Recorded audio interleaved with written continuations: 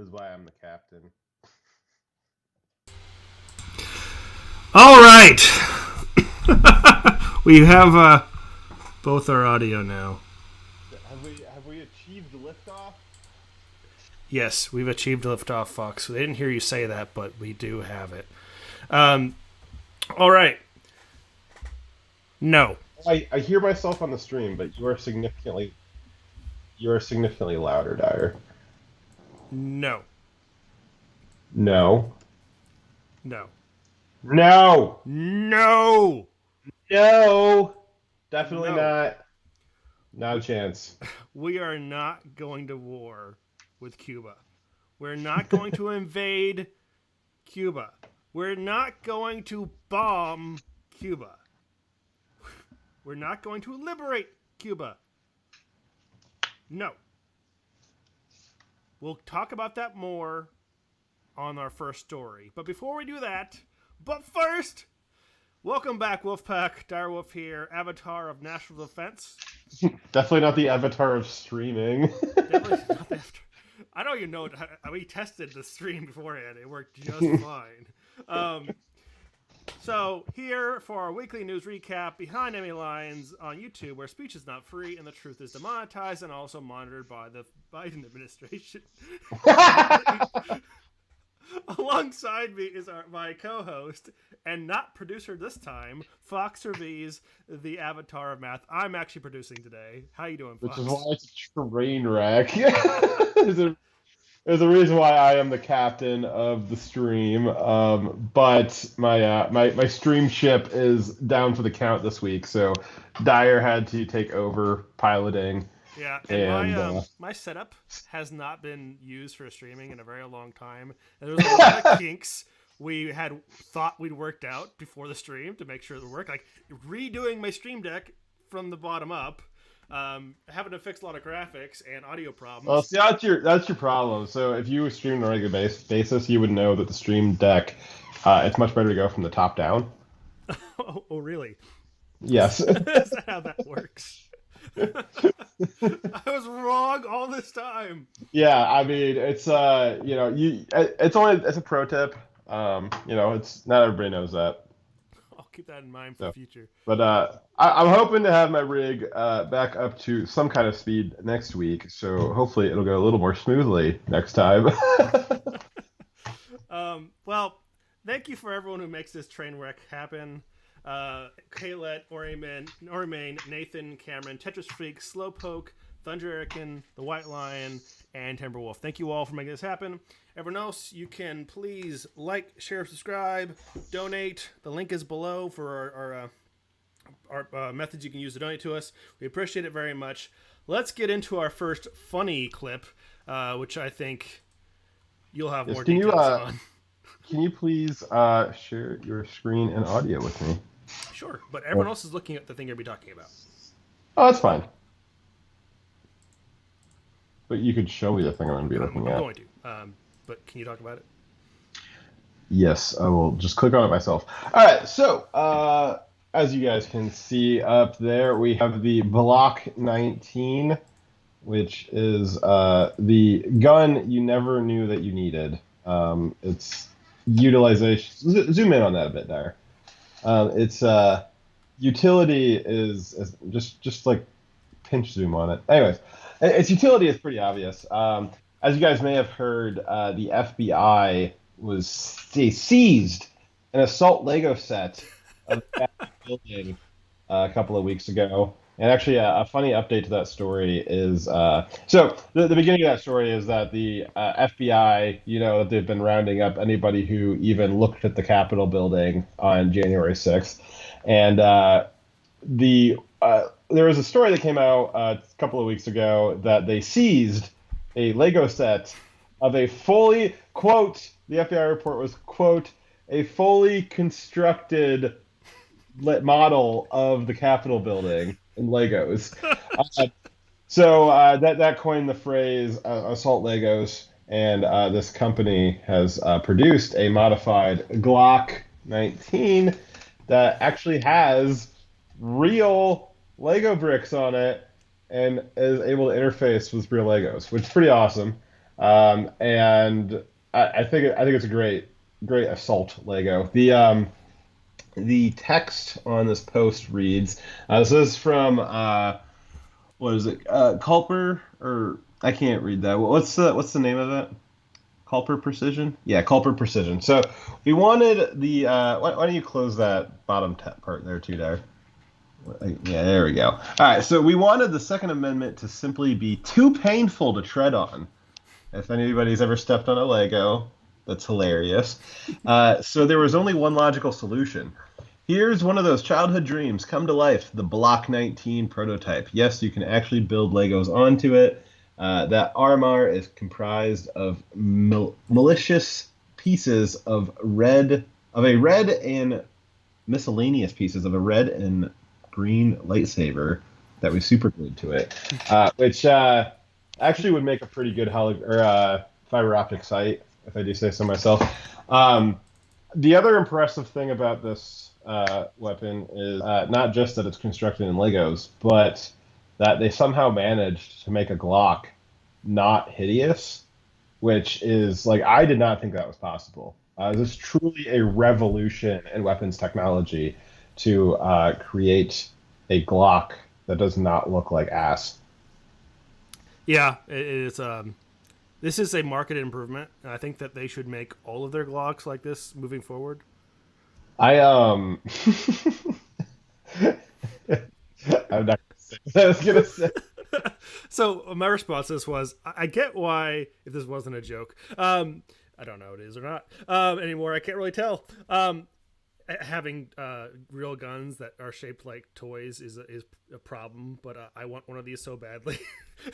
So- Lego did respond, and they are upset a bit, as you might imagine. They got bad press from the whole Capitol thing. Now they got a gun made with their product.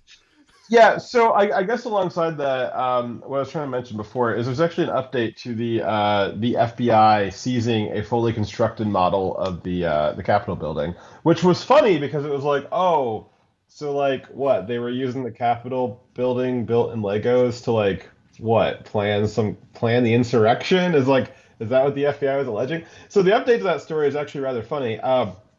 Remember, the FBI wrote in their papers like it was quote that it was a fully constructed replica of the Capitol building in Legos.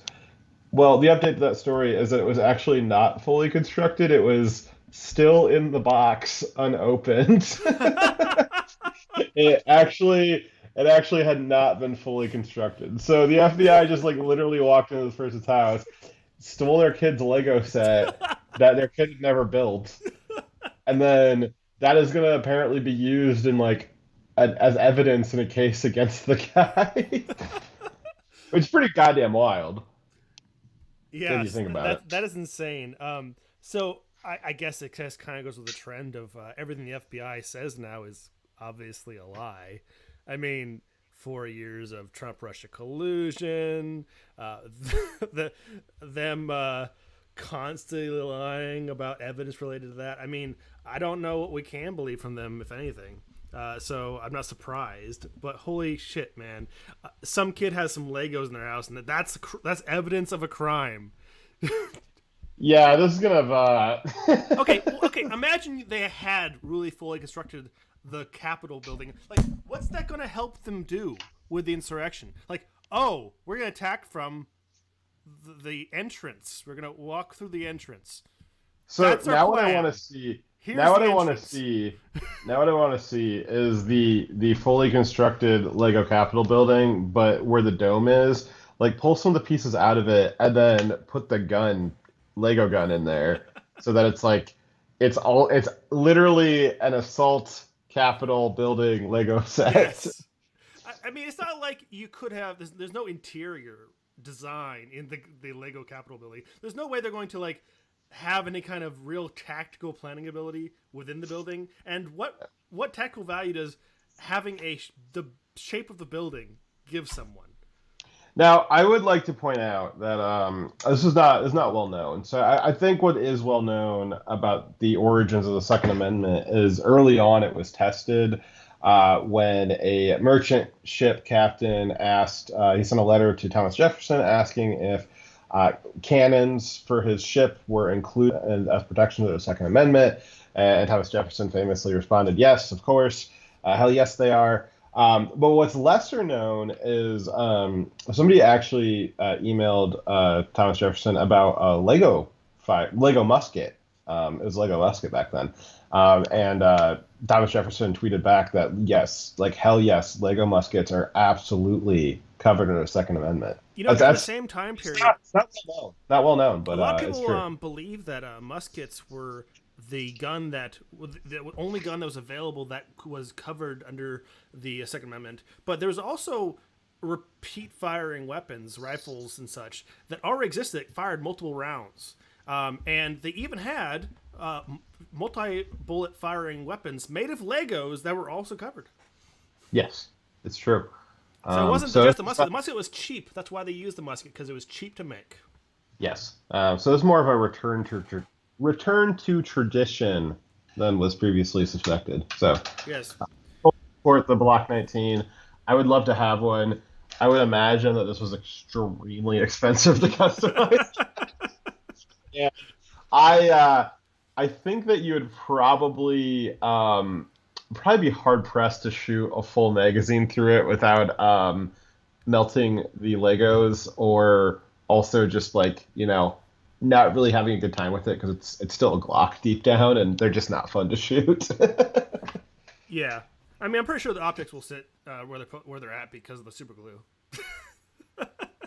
Find it very accurate though. How accurate you gotta be when you're shooting at someone like just a couple feet from you though? I think my favorite gun meme was it was just a pistol with a red dot on it, but the red dot was like Velcro taped to it. And it was like not anywhere close to like level. It's funny. Great. Okay, let's do our first story. Okay, so should we invade Cuba, Dyer? No, we should not. Oh, okay, that's pretty simple. So in the past week, you may have heard that there was some mass protests in Cuba. The Cuba protesters chanted that they want freedom, and they flew American flags because people who aren't, brain dead, they consider the American flag to be a symbol of freedom. What bigots. The initial narrative from the left-wing media was that they were protesting COVID. Not actually, there wasn't COVID lockdowns. It was just protesting like having too many people dying from COVID and that the government wasn't doing enough. So the left-wing narrative was actually that the people were upset that the government wasn't doing more lockdowns. That's what the left-wing narrative was, is that the Cuban people wanted the government to do more lockdowns to keep them more protected from COVID, and also that there was vaccine shortages in Cuba. So it was like totally not what the real protests were about. Yeah. So the Wall Street Journal wrote this. This is one example of them spinning the narrative. They said that thousands of Cubans took to the streets in a wave of demonstrations in Havana and at least 14 other cities throughout the communist island, demanding an end to the 62-year-old dictatorship and they are protesting the lack of food and COVID-19 vaccines. So the Washington Post is claiming that the one of the reasons for the protest was a lack of COVID-19 vaccines, which they added their voices to the chorus of people saying that it was wrong that the U.S. was denying them these vaccines, which wasn't true. The protesters were actually calling for freedom, saying that they were saying they have no food and no homes. A lot of people were homeless and jobless and had no food thanks to the lockdowns, in addition to all the other mismanagement by the country. This was not a problem that happened because of COVID-19. These problems existed prior to COVID-19, but were exacerbated and made far worse. Far from asking for more lockdowns, they were saying they wanted an end to the lockdowns. They're saying, we're not afraid. We want freedom. Right? So vaccines were not their demands. However, even if those were what they wanted, if they wanted vaccines, so just imagine that the left-wing narrative was correct, which it wasn't. Just imagine they wanted vaccines. They're not banned. The U.S. government has never banned giving vaccines to Cuba. Nor is Cuba prevented from acquiring materials to make vaccines themselves, like most other countries are doing. Nor are they banned from buying or getting vaccines for free from other countries other than America. But I thought there was an embargo, Dyer. No, the embargo, the sanctions, only apply to a small list of companies that directly are controlled by or support the government, the military, or the security intelligence apparatus of the Cuban government. It's a very, very precise list. It does not prevent the other civilian companies from doing whatever they want. The U.S. can do business with Cubans. It happens all the time. So Cuba has another problem is, so Cuba has so much foreign investment that they currently, so one of the problems that people are claiming is that this embargo is preventing them doing business with the world. That's absolutely a complete falsehood. There's a lot of countries that do business in Cuba. It's even if, including the U.S. The U.S. also has investors in Cuba, has business done in Cuba. Cuba has so much foreign investment, they currently owe 47.07% of their GDP in debt to foreign countries. That can't be right. Are you telling me that Cuba has a GDP? Yes, they do. They have a GDP, and 50% of it is currently going toward. Their debt currently makes up 50% of their GDP. Wow, the most impressive part about that is that Cuba actually has a GDP. You just learn something new every day, don't you? Yes. Any case, so most of the damage done to Cuba I'd say all the damage done to Cuba is not because of COVID. It's not because of the U.S. It's because of communism. Communism in the last 62 years has destroyed that country and their market. Yes. So let's see here. Which part are we at? Let me scoot around a bit. Is it here? Yeah. So okay. So yeah. Let's see. So basically, it's funny to hear what the American left, the American communists, pseudo socialists, what they are saying about Cuba. Trying to say that, well, very famously this week, Jen Psaki said that the Cuban people, they weren't protesting communism, they were protesting mismanagement, which is funny because the mismanagement is that is communism. Communism is mismanagement. That's the feature. That's not a bug. That is the feature of it. So it's interesting to hear that, to hear the way AOC is talking about, the only reason why they're having problems there is because America, has been so mean to them and didn't trade with them and won't give them free stuff. You've had a lot of that. You've actually also had BLM this week put out a statement supporting the communist regime, the regime that, when it took power, executed gays and blacks by the tens of thousands, still does today. Puts dissidents in jail for small offenses. And BLM is just yep, we support the hell out of black genocide in Cuba. So you get that, and it's I had a discussion with Dyer earlier today, and it was very frustrating that we were even going to have to engage with some of the things that the left in America was saying about Cuba and what the problems there were, because it's such a dishonest position that they have. And it's not that they're wrong. It's that they are intentionally being dishonest about what is going on in Cuba and what the real cause of it is. And it's because as we've been seeing more and more lately, the left it doesn't matter what the truth is. There is no truth but power. Is the classic Marxist the classic Marxist doctrine. And up until recently, the left hasn't had enough power to be open about that. But they certainly do now. And as they realize that, they are just more and more. It does not matter what the truth is. They will lie, cheat, steal, do anything just for power. And so it seems like kind of a waste of time to take them point by point. Oh, AOC's wrong because this, and that.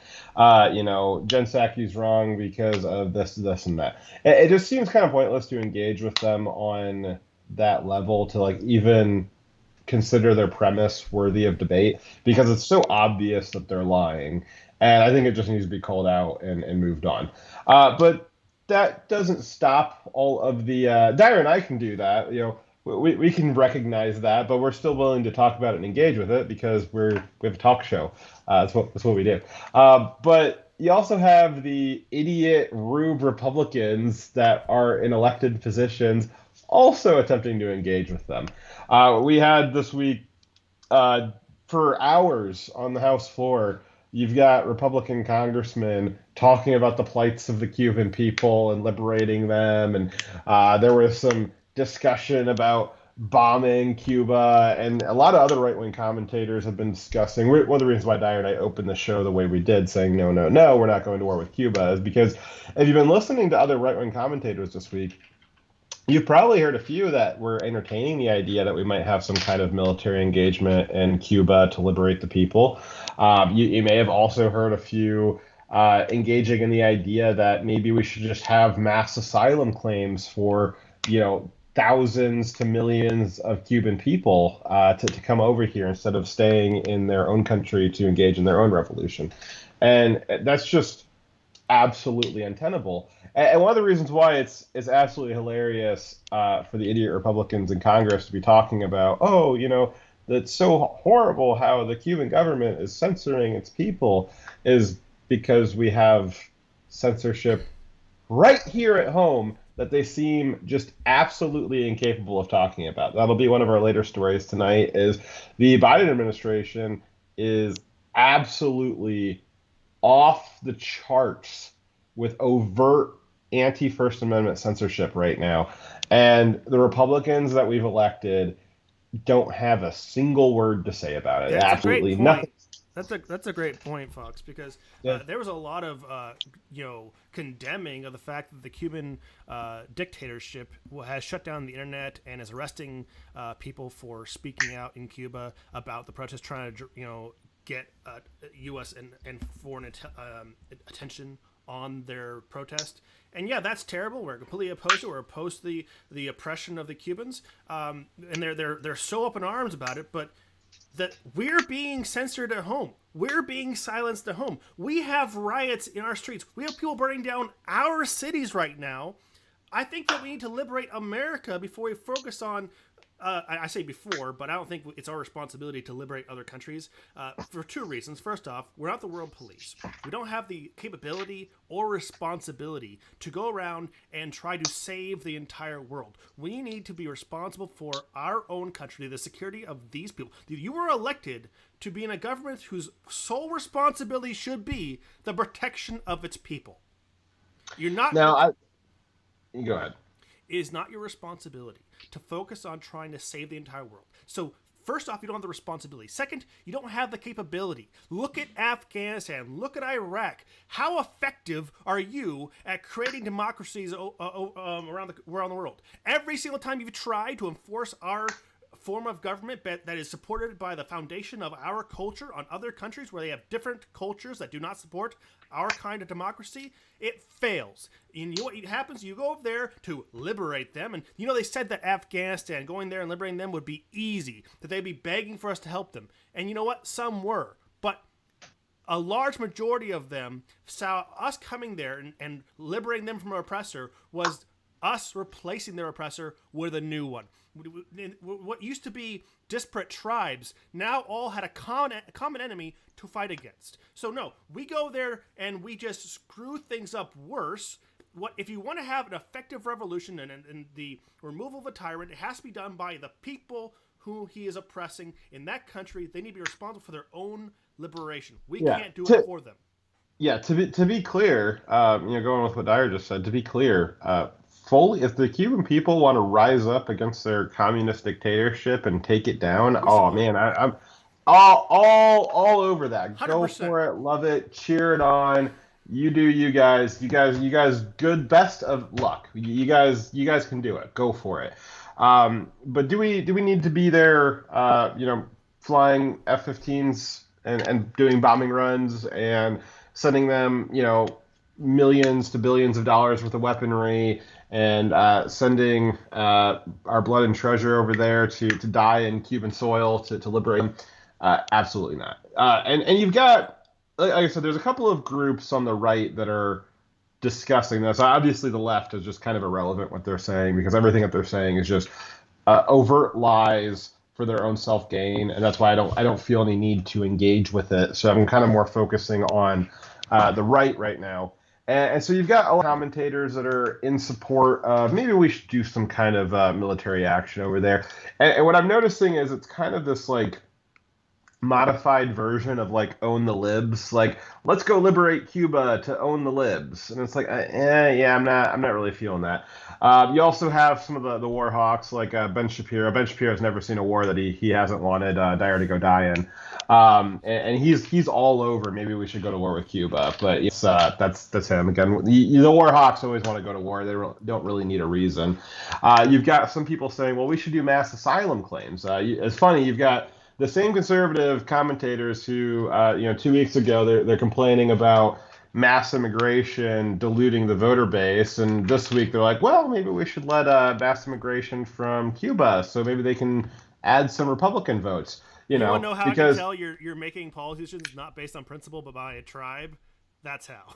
Yeah. Well, I mean, imagine what would happen if you had 100,000 Cubans come over here to vote Republican. We'd get more Republicans in Congress, and then they wouldn't do anything. It'd be pandemonium. So Andrew Wilkow is really the only person I've seen on the right that had kind of a coherent values-based approach to this, and he started off his show the other day with, like Dyer and I did, no, we're not going to war with Cuba. We are not going to do mass asylum claims. They need to do it themselves. So I find it very interesting. Even Mark Levin, who I've got tremendous respect for, I think he's tremendously intelligent, amazing philosopher, great conservative thought leader. He's even talking about maybe we should do mass asylum claims so that we can bring in some Cuban voters for Republican side. And when I looked at this situation, I immediately had my decision of like, well, it's so obvious how this fits with my values that good luck, Cuba, but we're not going to help you. There's no need to. We're not doing this foreign adventurism. I really don't want to hear about how we're going to liberate the Cuban people from censorship when we have so much censorship here at home, and nobody wants to do anything about it. It's completely ridiculous, and it's really disheartening to see a lot of conservatives who are just all over this war train, this foreign interventionist train. I thought we had gotten over that, but apparently we haven't. And the first opportunity, a lot of these people show their true colors as being a neocon, where they would just love to go to war for no reason. As Dyer was talking about, the Afghan people. And the way they've reacted, and you guys have all seen the last 20 years of how they've reacted to the invasion and quote unquote liberation. Well, Russia. Well, I meant our liberation. I don't know if I'd qualify. Well. I don't know if I'd qualify what Russia did there as a liberation attempt, but but some of you guys know this. I actually have been to Cuba. I was in Havana for over a week. Back in 2012, which if you know what years you were allowed to travel to Cuba, you'll know that was way before then. And I spent a week there. I got to see a lot of Havana. I got a lot of cultural enrichment with the Cuban people there, and I can tell you from very firsthand experience that similar to Afghanistan, the Cuban people, and this isn't meant to be derogatory. It's just the truth. The Afghan people, the reason why they were unable to take back their country, and why the second that we leave, the Taliban immediately is going to take it back over after 20 years of us holding their hand, of us holding the hand of the Afghan people to stabilize their government. The reason why it's going to completely collapse is because, by and large, the Afghan people are uneducated, they're lazy, and they have no philosophical grounding in what it takes to organize a civilization. Unfortunately, from what I've seen, the Cuban people are very similar, and that's nothing on their race. It's on the culture that they've grown up in. The Afghan people get that from Islam because those are the tenets of Islam: is laziness and culture. That is what Islam teaches. And the Cuban people, a lot of people don't know this actually. They have a heavily modified version of Christianity. Christianity was outlawed after communists took over, but they still wanted to practice it. There was many on the island that were Christian and Catholic, and they have this really weird religious system that is kind of a polytheistic pantheon of lots and lots of I think that they call them saints is Yeah. what the word translates to, but it's more of like a deity. And it's interesting. Jesus and Mary, and some of the saints are among those deities, but the religious rituals that they have for them are all individualized to all the different deities. And it's very, very complicated rituals, and so a lot of them will spend a lot of their time doing this. But essentially, what I'm trying to equate that to with Afghanistan is that you've got these kind of complex religious rituals that people are absorbing a lot of people's times. They have a culture that they're steeped in that is more about conquest. That's what communism has taught all of those people, is that you get power through conquest, not through organizing or cooperation. It's all about conquest, and you don't have there's no method, there's no channel in Afghanistan that the people would have been able to learn the philosophies of liberty, to know, to have that basis to build a culture of freedom and democracy off of. And similar in Cuba, the communists have had control of the education and the entertainment system for several generations at this point, and there's not an easy channel for the people to have gathered any kind of understanding or philosophy of freedom and democracy and what it's supposed to mean. Certainly, Cuba has a little bit better opportunity because they get a lot of leak from the West, from America and from other parts of Latin America. Though most parts of Latin America also have similar issues with communism, socialism. But essentially, what I'm trying to get at is the fabric of the people in Cuba is similar enough to the Afghani people 20 years ago that if we were to go in there and quote unquote liberate the Cuban people, we would have the exact same situation that we have in Afghanistan, which is to say, it would not work. Now, could the Cuban people? Does everything that I said, does that mean that there can't be groups of Cuban people that are willing and able to lead a revolution in their country? That it does not mean that at all. There certainly probably is, and it sounds like they're working on getting organized. But you have to have those people that are self-selecting as the leaders of the Cuban people, the leaders of their revolution, and rebellion against their communist overlords. They have to be the ones to do it. We can't Folks, go in and do it. Fox. So if you have, so our form of government depends on the culture to support it and create it. Right now, their culture does not. So if they have a revolution today, just like when you have a revolution in the Middle East or any other place where there isn't a cultural foundation to support democracy, the revolution will result in just a different type of strongman. It'll still be a conqueror. It will still be not democracy, but it will be different than the current regime. Well, So that's so what I'm saying. Listen to me. it doesn't have. I agree with you. So what I'm saying is, it probably will take a long time for the culture to change with people getting educated and developing these ideas in that culture for that country to ever support a democracy. And if that's happening already, then their people will already be pushing their government out to create their own democracy. It doesn't require us to intervene. Yeah, so similar to how our revolution in America was led by a handful of great men who are who became great through the struggle for freedom. So they were certainly smart and intelligent, and they had the kind of grit and determination prior to the revolution. But they became great men during the revolution. It forged them into leaders that led the country where we went. Uh, if for instance, during the American Revolution, if instead the French, they didn't really like the English, if the French had just come in and kicked out all the redcoats and just gave us the country, and we never had that process of being able to forge those great men, those great leaders, then when the French just gave us our government back, there would have been nobody to lead it. It would have just fallen apart. There would have been no process by which we had created strong leaders.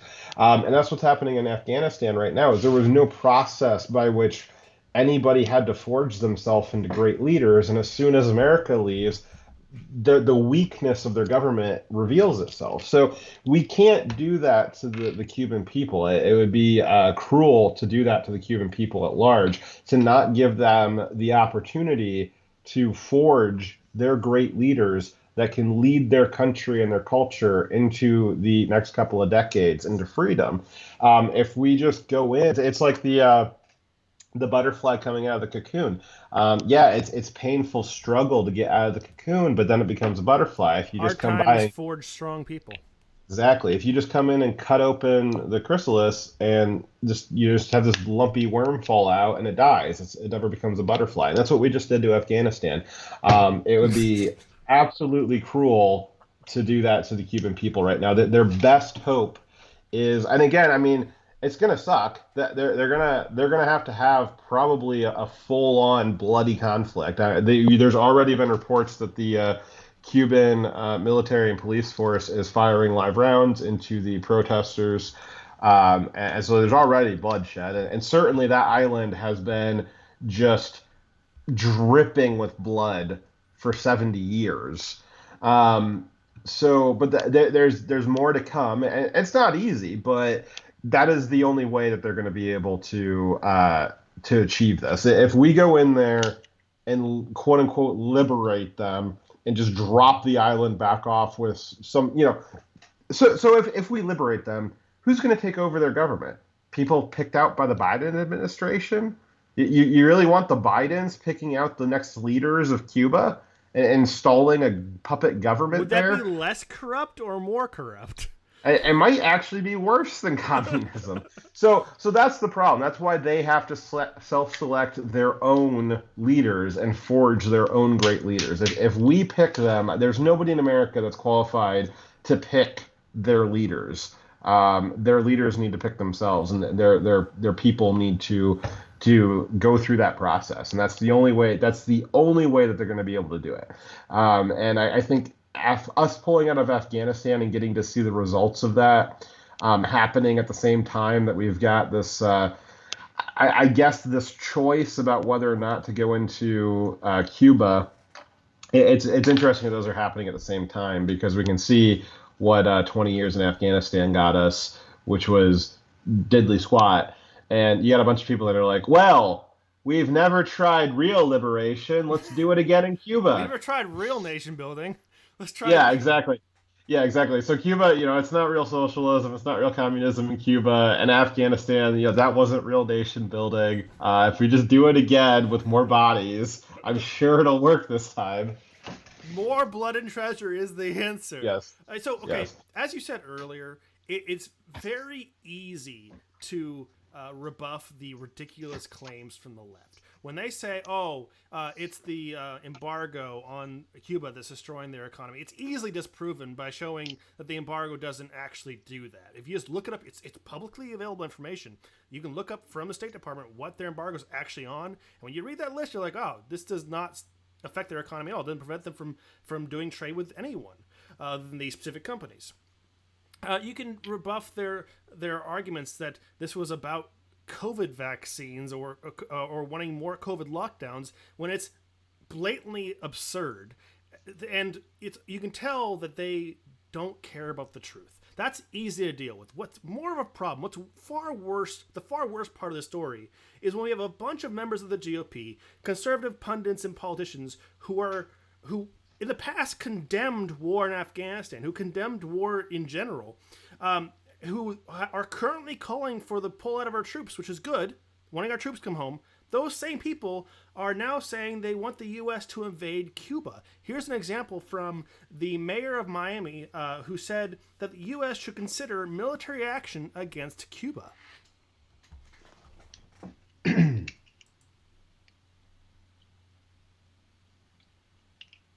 You sure your audio there? They're hearing it, we're not. Rude. Not really sure why.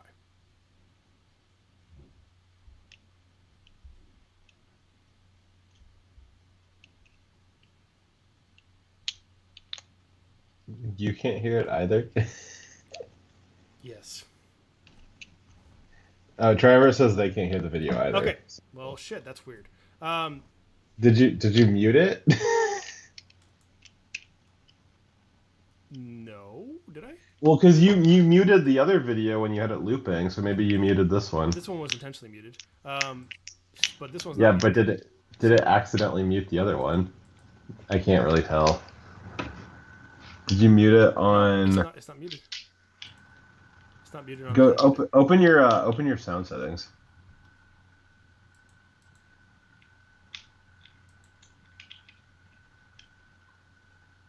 Do you have like your sound mix? Do you have your sound mixer? There you go. Yeah, play the video and see if those bars are moving. Well, the video ended, so.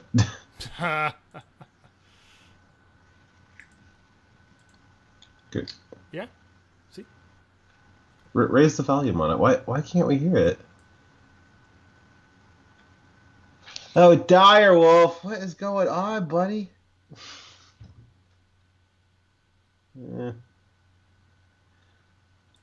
Did I try? Do you mean Dire Triumvirate? No, I haven't tried turning him off and on again. I'm afraid he won't turn back on if I do. All right, we got a Streamlabs from Triumvirate for some reason. Thank you for the $10. I don't see a statement, a message on it. Yeah. For some reason. In any case, thank you very much for $10. The video that we were trying to watch was the mayor of Miami, and he, during an interview, suggested the possibility of America doing bombing runs in Havana. He said that both we need to take military action, and when asked for follow-up, like, do you mean bombing runs? Says, yeah, bombing runs or other kind of military action. We have other tools available to us. So he actually is keeping it open for like full-scale invasion as well. So he's like, there's lots of different ways the military can respond. Yes, bombing airstrikes is one possible way. Like, jeez, another Louise. possible way is not responding. Was that? Another possible way is just not responding. It's incredible, just the willingness to just throw lives and money away. That we've got this deep desire that we need to be taking over Cuba. The time to invade Cuba and take it over was 60 years ago, not now. The other funny thing about what the Democrats have been saying about, this is all America's fault for, doing an embargo with Cuba. You know who doesn't have an embargo with Cuba? Literally the rest of the world. They have a tremendous amount of tourism and trade with Europe and other China and other countries around the world. Now, their problem is that they used to trade with money provided by Venezuela, and previous to that, money provided by Russia. Well, the Soviet Union. Well, the Soviet Union dried up, Venezuela collapsed, and now Cuba is just sitting there, and they don't have any sugar daddies anymore. That's not America's fault. America didn't collapse the Soviet Union on purpose. America didn't collapse Venezuela. That one's I'm more confident. I'm maybe not so confident that America didn't collapse the Soviet Union, but either way, the not our fault anyways. So you've got this, socialism or communism in Cuba that it only works when it's receiving money from other countries, and when that money dries up, all of a sudden it's America's fault. If they need a bailout, that's on Europe. If the Cuban people want a revolution, that's on Europe. America has had very little interest in Cuba, other than the fact that it's 90 miles off our coast for quite a while now. It's like I said, mostly it's Europeans that are doing vacationing and business deals there. If if they're so worried, if anybody should be worried about Cuba's future, it should probably be Europe, maybe even China. And to the extent that anybody is going to be liberating them, I think it should be the EU. The EU is trying to build up their new military. Maybe their first act should be to go invade Cuba and liberate the people there. But certainly it should not be the U.S. The U.S. has had almost no interest in Cuba for a very long time. Europe has been doing stuff there for a very long time, and I see no reason why this falls on America to do anything about it. And it's absurd that you've got Republicans wasting their time on this when there is domestic problems, and advocating that we waste our money and resources on it as well. Puck Hearts just followed us on D Live. Thank you very much. Hopefully this is not your first show, and hopefully it's not your last, because we're struggling today. Yes. Keep talking, please. Keep talking. We're talking for like 5-10 minutes. About okay, the next one. All right, so Cuban. What's that? We also have the Senator Brian Stalk, who clearly said he wanted no ifs, ands, or buts. He wanted military intervention in Cuba. Jesus. Yep. Is this audio not working too? I'm still trying to fix that. Okay. Yeah, so we have Cuban dictator Miguel Diaz-Canel blamed the protests on the U.S., saying that we have economically strangled Cuba, leading to a social explosion. I don't even know what that means. This is the same sentiment echoed by AOC. Cuba's economy was not destroyed by U.S. sanctions. That is a complete myth. The U.S. sanctions, which you can review online, only restrict U.S. business doing transactions with a list of companies that are, quote, under the control or acting on behalf of the Cuban military, Cuban intelligence or security services, or personnel with which have direct financial transactions with the government. But that wouldn't include anything like medical issues. So on the Cuban economy, so while I was there, I got to learn a lot about the Cuban economy. One of the reasons why Cuba's economy is struggling, you guys might not know this, but they actually are running off of a dual currency system. They have the Cuban peso, and then they have the Cuban convertible unit, which is, for some reason, is abbreviated to CUC. And so we always call them cucks. But anyways, so you've got the Cuban peso, and then the Cuban convertible peso. Yeah, that's what it was. The Cuban convertible peso, or the cuck. So you've got the cuck and the peso. The peso is the money that the Cuban government gives out. Everybody, no matter what your job is, you get the same amount of Cuban pesos every month paid out. This is socialism. It doesn't matter what you do. from each according to their ability to each the exact same amount, because that's equity, guys. And the things that you can buy with your Cuban pesos are essentially rice and sometimes beans, though both of those things are usually in short supply. There are government-run quote-unquote grocery stores, but again, those grocery stores typically will only have rice in them. They have almost nothing else. Sometimes there used to be flour in them, but not really anymore. And they did at one point have a few more things in them, but because of the way communism works, they run out of stuff. They don't have things on their shelves. So if you're lucky, you can go buy your ration of rice with your pesos. But that is, you really can't buy anything else with the Cuban peso. You can't buy shoes or clothes because the people who make shoes and clothes, they don't really want your Cuban pesos because they've already got their own Cuban pesos. They don't really need them. They can just go get their rice. You can't, if you want something other than rice, if you want some fruit or maybe a sweet or a coffee, you can't buy that with pesos. So that's where the cooks come in at. So the cooks, that's what you use to buy other stuff with. But the funny thing is that your government job, and everybody has to have a government job, you are not paid out in cooks. The only way that you can get cooks is by having a second job, which is illegal. Hey, I heard sound. So you can't buy anything with your pesos, and it's illegal for you to have a second job in which you're paid out in cooks. But everybody has a second job in cooks. And what should be being contemplated. So one of the reasons why Cuba's economy is the way that it is because you're at your regular government mandated job all day, getting paid out in useless currency that you can sometimes buy rice with. And then the rest of your day, you're working your second job illegally, getting paid in cooks under the table. And so the Cuban people are very busy just scrapping for literally anything that they can have. You hear a lot from the socialist utopianists on the left. You hear a lot of this in Europe and America, like, oh, automation, 4-day work week, we really only need to be working like 6 hours a week and all that stuff. Tell that to the Cuban people that are working like 10, 12, 16, 20-hour days, double jobs, 8 days a week. Luxury communism right there. Yeah, fully automated luxury communism. And they're just doing that to like barely scrape by enough to buy an orange.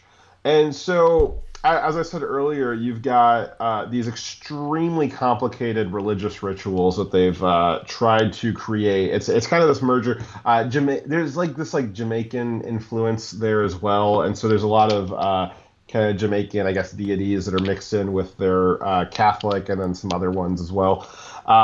So they have these complex rituals. So they're either spending their time working 2 jobs, or they're spending their time doing complicated religious rituals. And for fun, the only thing that you're allowed to talk about there that I guess you would have an analog to politics is sports, which is why I look down on people in America who spend their time worrying about sports. And there's this kind of pseudo-free speech that they had on the island for decades, and it was explained to us while we were there. And baseball is a big thing there. A lot of great American baseball players came out of Cuba. But they talk about their baseball in the same way that Dyer and I would talk about politics. So they would go back and forth talking about this player and that player. And, it's kind of analogs to that in America as well with different sports. But the level at which they are talking about it in Cuba, about their baseball, is they aren't allowed to talk negative about anything else. They're not allowed to speculate about anything else, because anything else would possibly get into politics and possibly get into criticizing the government, or possibly get into, maybe some kind of philosophical idea which that is somebody fair has. Yes, all of that. So the only thing that you're allowed to talk about is sports. Like Dyer and I, we're free to speculate about different philosophical ideas. You wouldn't be free to do that in Cuba. But you are free to speculate about the pros and cons of certain baseball techniques. So, and it sounds kind of goofy, right? But they actually have you've probably seen a lot in the background of this building that kind of looks reminiscent of the U.S. Capitol building, and it looks reminiscent of the U.S. Capitol building because it's a replica of the U.S. Capitol building. And actually, in the 50s, the United States built before Cuba went communist. We actually, as a gift, we built them a state house that was a replica of our state house, so that they could have a nice government chambers. And that was since taken over by the communists, but it was a gift to them from America, from the American people. And there is a park next to it, and that park is like this giant quote unquote free speech zone. And the free speech that you're allowed to talk about is baseball. And so people will gather there from all over the country to argue about baseball. And again, it sounds goofy, but like that's the only thing that they're free to discuss and to have ideas about and to argue back and forth about. Literally any other topic could very quickly get them into trouble. So you've got a lot of your day spent up doing two jobs just so you can buy something other than rice. I want to point out it's kind of funny though that isn't it also what they did in Rome to distract the people who are suffering by using sports? Sorry, go on. Yes, I'm going. I'm trying to go. I'm getting to that. You interrupted my list. When I'm doing like a list of things, let me finish my list. So you've got them spending a lot of their time working two jobs, just so they can buy something other than rice. You've got the religious aspect of them. Not everybody's going to be super religious, but those that are, they have to engage in extremely complex rituals. So now they've got this other side of their time being taken up. And the people who aren't so interested in religion, well, they're probably interested in sports. And now you've got this one thing that they're allowed to talk about, and they talk about it nearly religiously. And so you've essentially got, as Dyer just said, kind of the bread and circuses, where they've got this system where you're extremely busy working for the regime, and in your off hours, you have these very limited set of things that are consuming the rest of your free time and the rest of your free mental effort, so to speak. So by the time you get to the your head hits the pillow at the end of the day, you had a lot of stuff you did that day, and you don't really got a whole lot of time to be fomenting revolution and all that stuff. One of the things I thought that was interesting with the recent stories is that the communists had turned off the internet in Cuba this past week, and so I was there in 2012. It's 2021 now, but they did not have even cell towers in 2012. So the internet is relatively recent there. And I am not entirely sure what it is that they were doing on the internet there. I do know when I was there, we went to an internet cafe one time, but it was really like a Western internet cafe. It really wasn't for the people to go into. It was just for tourists. But there was no cell phone towers. One computer cafe per dozens of blocks. So they haven't really had internet to try and have any kind of conversations there either, and I'm not really sure what kind of conversations they were able to have on the internet in the past few years. But again, you've got this. Cuba did communism probably about as close to the way that you're supposed to do communism as you possibly can. You've got the people busy all day, working for slave wages, working for the regime. Unable to have any time themselves, having some kind of entertainment and religious structure that consumes all of their free time. To the extent that is what communism's goal is, I would say that they did it pretty well. Yeah, I would also like to point out that it might seem strange to you on the outside looking in and say, how could they be so easily, lulled into not taking action, not being outraged by, just focusing on sports and being okay with the censorship and the oppression that they live under. We've talked a lot about how the culture doesn't support democracy, because the culture supports what they currently have. My wife came from a country where it is also very tyrannical. The government is not a real democracy, even though they would claim they are. And she says that when she speaks to her family and friends back home, back in her country, it's like she's speaking a different language. They don't understand her when she talks about principles of governance and freedom and the her beliefs she has developed here, having her eyes broadened by seeing a lot more of the world. They don't understand the concepts she's talking about. Similarly, American talking to someone in Cuba who's only lived in Cuba is not going to make a whole lot of headway with convincing them. They don't have the education or the experience to know how to govern a democracy. So, in any case, I do have these videos here of these GOP members calling for airstrikes and military intervention. Let's hear it. Yes. About time. And what should be being contemplated right now is a coalition of potential military action in Cuba, similar to what has happened in both administrations, in both Republican and Democrat administrations. In Republican with Bush in Panama, they deposed Noriega, and that country had peaceful democracy for decades. And you had interventions by Democratic presidents. Yeah. Panama. If you're referencing the Bushes as having positive foreign adventures, yeah, this guy should be immediately recalled. I don't really know anything about him. Looks like he's got an R next to his name. He should be recalled right now. He should be immediately recalled. And that the fact that there is the conservative sentiment is, maybe he's onto something, and not immediately lobbying to have a recall. There's not been conservative groups immediately sending out recall requests for him. It doesn't bode well for conservatism. I'm concerned about what it means for our side of things.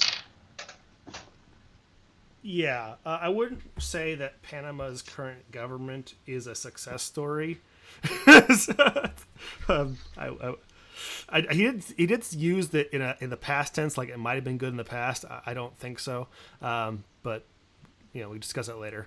Democratic presidents, taking out Osama bin Laden in Pakistan. It's a sovereign country where they took out a terrorist that probably saved thousands, if not hundreds of thousands of lives. And President Clinton in Kosovo, intervening in a humanitarian issue with airstrikes. So there have been many, many opportunities. Humanitarian airstrikes, right? Sorry. Are you suggesting airstrikes in Cuba? What I'm suggesting is that option is one that has to be explored and cannot be just simply discarded as an option that is not on the table. And there's a variety of ways the military can do it, but that's something that needs to be discussed and needs to be looked at as a potential option, in addition to a variety of other options that can be discussed. Yeah. I love how specific he is, but what he did say is he wants the military to take action, and one of those kinds of actions could be airstrikes. And I think that suggestion, as being an option on the table, means he shouldn't be in office as a Republican. Yeah, he should be primaried, recalled, possibly strapped to the bottom of an F-15, and we'll do a bombing run with him. I'm a little more conservative. I would say take every Republican who's advocating for going to war in Cuba and give them a rifle and send them on a plane over there and say, do it your fucking self. Yeah, that's, we did, there was a GoFundMe to get Ben Shapiro a rifle when he wanted to go to war in the Middle East a few years ago. I think that same thing today. Somebody should probably start a GoFundMe to get Ben Shapiro another rifle so that he can go fight for the Cuban people. Libertad. Maybe somebody needs to get the Cuban refugees Michael Knowles' home address, because he seems to be very interested in allowing thousands of refugees to flood into America. For some reason, you just roll the clock back about 3 weeks, and you look at what the conservative commentators, some of these exact same people we're talking about with the Middle East, except for Ben Shapiro. He's again, any war that might kill Dyer, Ben Shapiro is all for it. But you look at a lot of the commentary just 3 weeks ago about illegal immigration from Mexico and Latin America, about foreign adventurism in the Middle East, and then you roll the clock forward back to now, and you just look at these exact same people. All of a sudden, they've completely changed their positions. No, Dyer and I, we've maintained absolute consistency. It's absolutely in line with our value system. No, we're not going to have a flood of immigration. No, we're not going to have foreign adventures, even if it's just 90 miles off the coast. It's kind of a bad taste in my mouth when someone escapes the Cuban dictatorship, comes here, and then advocates for, us to go fight the war he refused to fight. Yeah, I mean, honestly, he should be packing up and saying, you know what, I resign as mayor. The people are rising up, and I'm going to go back home and help them. There's examples of that in the Middle East where you had a lot of people that were refugees in America from Middle Eastern countries over the last several decades, and there's stories of them going back home for one side or the other to fight in the revolutions. I think that this guy is a coward first and foremost, and not a Republican second most. How dare you? Yeah, how dare you? I agree. So we have problems at home. I mean, we have riots at home we should be dealing with. I mean, we have censorship at home we should be dealing with. We have lots of issues we need to deal with. We're currently printing more money than we make. We have cities being burned down. How about we focus on fixing America? How about we focus on protecting Americans and make sure we're stable before we start talking about doing anything abroad? But even when we are stable, if we were in the best situation possible, we were just had huge coffers of extra money, I would never say that we need to fight their revolution. Now, a place where U.S. military intervention might be fine and probably should happen is any fur farms that are having foxes. We should go liberate the foxes. We should allow them all to come liberate them with missiles, right? Yes, humanitarian bombs of peace, and definitely, I think that we need to do that. I'm not so sure about the wolves. I don't know if they need help. Yeah, let's just do humanitarian bombing runs on fox farms. No, on the people. No, on the foxes themselves. This was a big mistake. Put them out of their misery. Oh, let them immigrate. You change your policy so easily. You weren't for the immigration of the foxes, for the wolves, but you are for the foxes. Hypocrite! All right, let's do the next video. The foxes are savages. Only because they want pests but not to be touched. All right, this one is the clip I referenced earlier of Senator Brian Stacks. You asked for about military intervention. Can you talk about that? Yes. I believe the United States should have been there years ago. Just like we've liberated other countries, we should liberate Cuba, make that country free for the Cuban people, stop all the politics all around, talking about it. It takes action. Liberate the country and give the country back to the Cuban people and stop this abuse upon the Cubans. Oh, shoot. Why don't we just also, liberate Iran? And while we're at it, why don't we liberate, I don't know, Indonesia and Pakistan and India and China? Let's just liberate everybody. Well, as we know from Jen Psaki Dyer, it's not. We could have liberated Afghanistan, but it's your fault. Like it's the boots on the ground. Like you guys just didn't want to liberate Afghanistan hard enough. It's really your fault. Yeah. So Jen Psaki said that there wasn't going to be a parade, a welcome home parade for the military coming back from Afghanistan because we didn't have a military victory there. Yeah. I'm sorry. So are we not? Is it about you? First off, you gave us no reasonable, tangible criteria for victory. That's not a failure on the troops. It's a failure. Is just as easy as saying we need to liberate Afghanistan. You guys didn't do your part of it. I don't see a problem with it. I didn't see Jen Psaki with a rifle. I didn't see her driving a tank. I didn't see her, flying any drones. I didn't see her in the foxholes. Okay, it's really easy to make policy of let's go to war. It's really a lot harder to be the guy actually trying to execute those orders. And it's even harder when the orders are nonsensical, basically. Is this guy a Republican or is he a Democrat? I believe he's a Republican. Yeah, primary him. Yes. So they had it so like we couldn't actually fight the war to win, anyways. But so they'd have us sit out there go on patrols to get shot at, and we couldn't shoot back at them unless we had a ridiculous amount of evidence that it was absolutely. Can you imagine? Can you even imagine what the rules of engagement would be in Cuba if there was a Cuban theater? Can you even imagine what the rules of engagement would be there? It would be they would bad. They would literally just handcuff your hands behind your back and tell you guys to like walk into the line of fire. They would want you to do nothing there but be bullet sponges. The rules of engagement under a Democrat regime, it seems more like we're there as bullet sponges and excuses for them to spend money on the military apparatus, and not actually to do anything constructive. Now, okay, so I am just naive enough to believe that we won't actually, no matter how badly people want to go to war with Cuba, I'm just naive enough to believe that we won't go to war with Cuba. I think that this was a relatively easy test. It was so easy, I didn't even think of it as a test when I first heard that Cuba was starting to protest and possibly have the beginnings of a revolution. And the conservatives this week, elected Republicans and conservative commentators absolutely just failed the hell out of this test that I thought was so easy.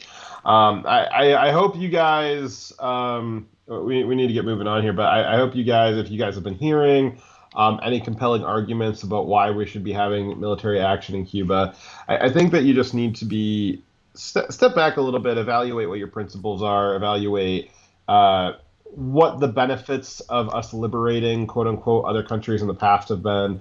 Why would that actually change? Why would we be more successful with that now when we've never been more successful with it before? I know that Shapiro tried to make a compelling argument about it. I think he thought it was a compelling argument, but it didn't really follow with me. He said that, the world's a better place when America is occupying it, which seems pretty radical to say that. But he's discussing after World War II, America's maintained occupation of Europe since World War II. We've always had active military presence there, and look how great it's going. We've maintained active military presence in Japan and South Korea, and look how great it's going. And he was using those as examples of American success, that when we occupy and stabilize countries, they are better places. Well, let's look at Europe. What exactly did they do with their stability? They created essentially the Fifth Reich or a Fourth Reich. It was just a peaceful EU version of it rather than a dominant Nazi Germany version. They even headquartered the EU in Germany. The people of Europe are not free. They aren't even under the control of their own governments that they can actually hold accountable. They have another level of government that is above them that they cannot hold accountable. Yeah, I mean they don't have ovens. But they certainly have. They're living under the type of iron-fisted regime that the Nazis would have implemented. Now they've got the benefit of no ovens, but other than the ovens, the EU is as oppressive, as unrepresentative. Japan, just look at Japan. South Korea, they, very interesting setup. I think that just sitting on a knife's edge, ready to trigger World War III at any given moment. I don't know if that was the best thing that we've ever done. We've got lots of places around Latin America where, sitting right off of our shores, obviously we've got a military presence right next to Mexico. I think that American interventionism in the world has had its benefits, but I think the idea that we just permanently occupy places forever and that this has always led to great and wonderful things around the world, I am not seeing that. Even if we were having a bunch of great, wonderful things for these other countries because of us occupying them, I wouldn't be worth it, since when we're letting our country collapse into tyranny. It is not worth it.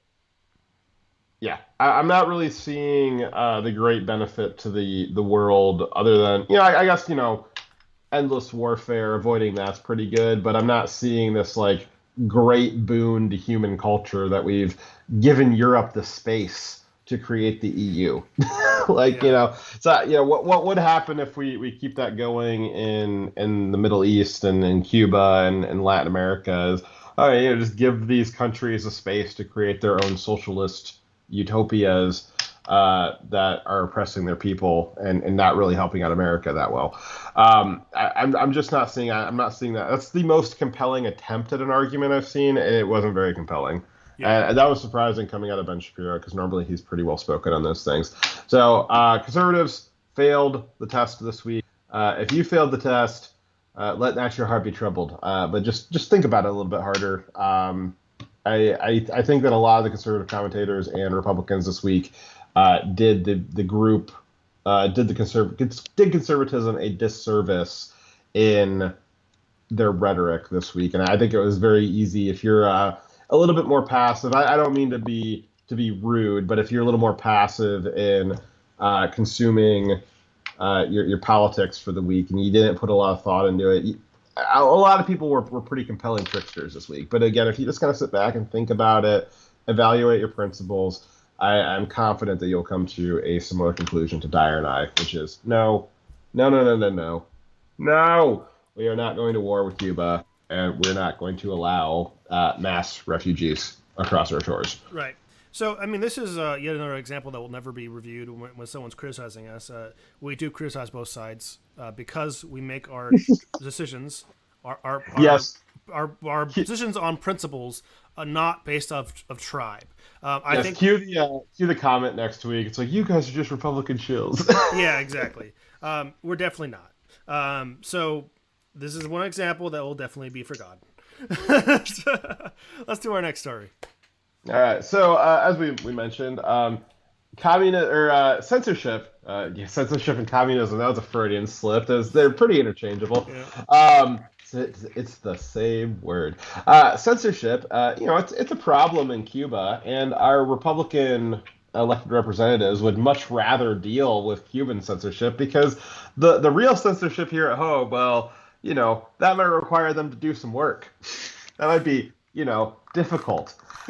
So the Biden administration this week, meanwhile, in America, while Cuba is shutting down the internet, jailing dissidents, shooting protesters in the streets, the Biden administration is taking the opportunity to at least do the censorship part of it. Scarily, the Biden administration has been pretty overt about the kinds of censorship that they are willing, ready, and have been engaging in, and it makes the QAnon conspiracy theorists look pretty tame by comparison. Let's hear what they had to say straight from the horse's mouth. All right.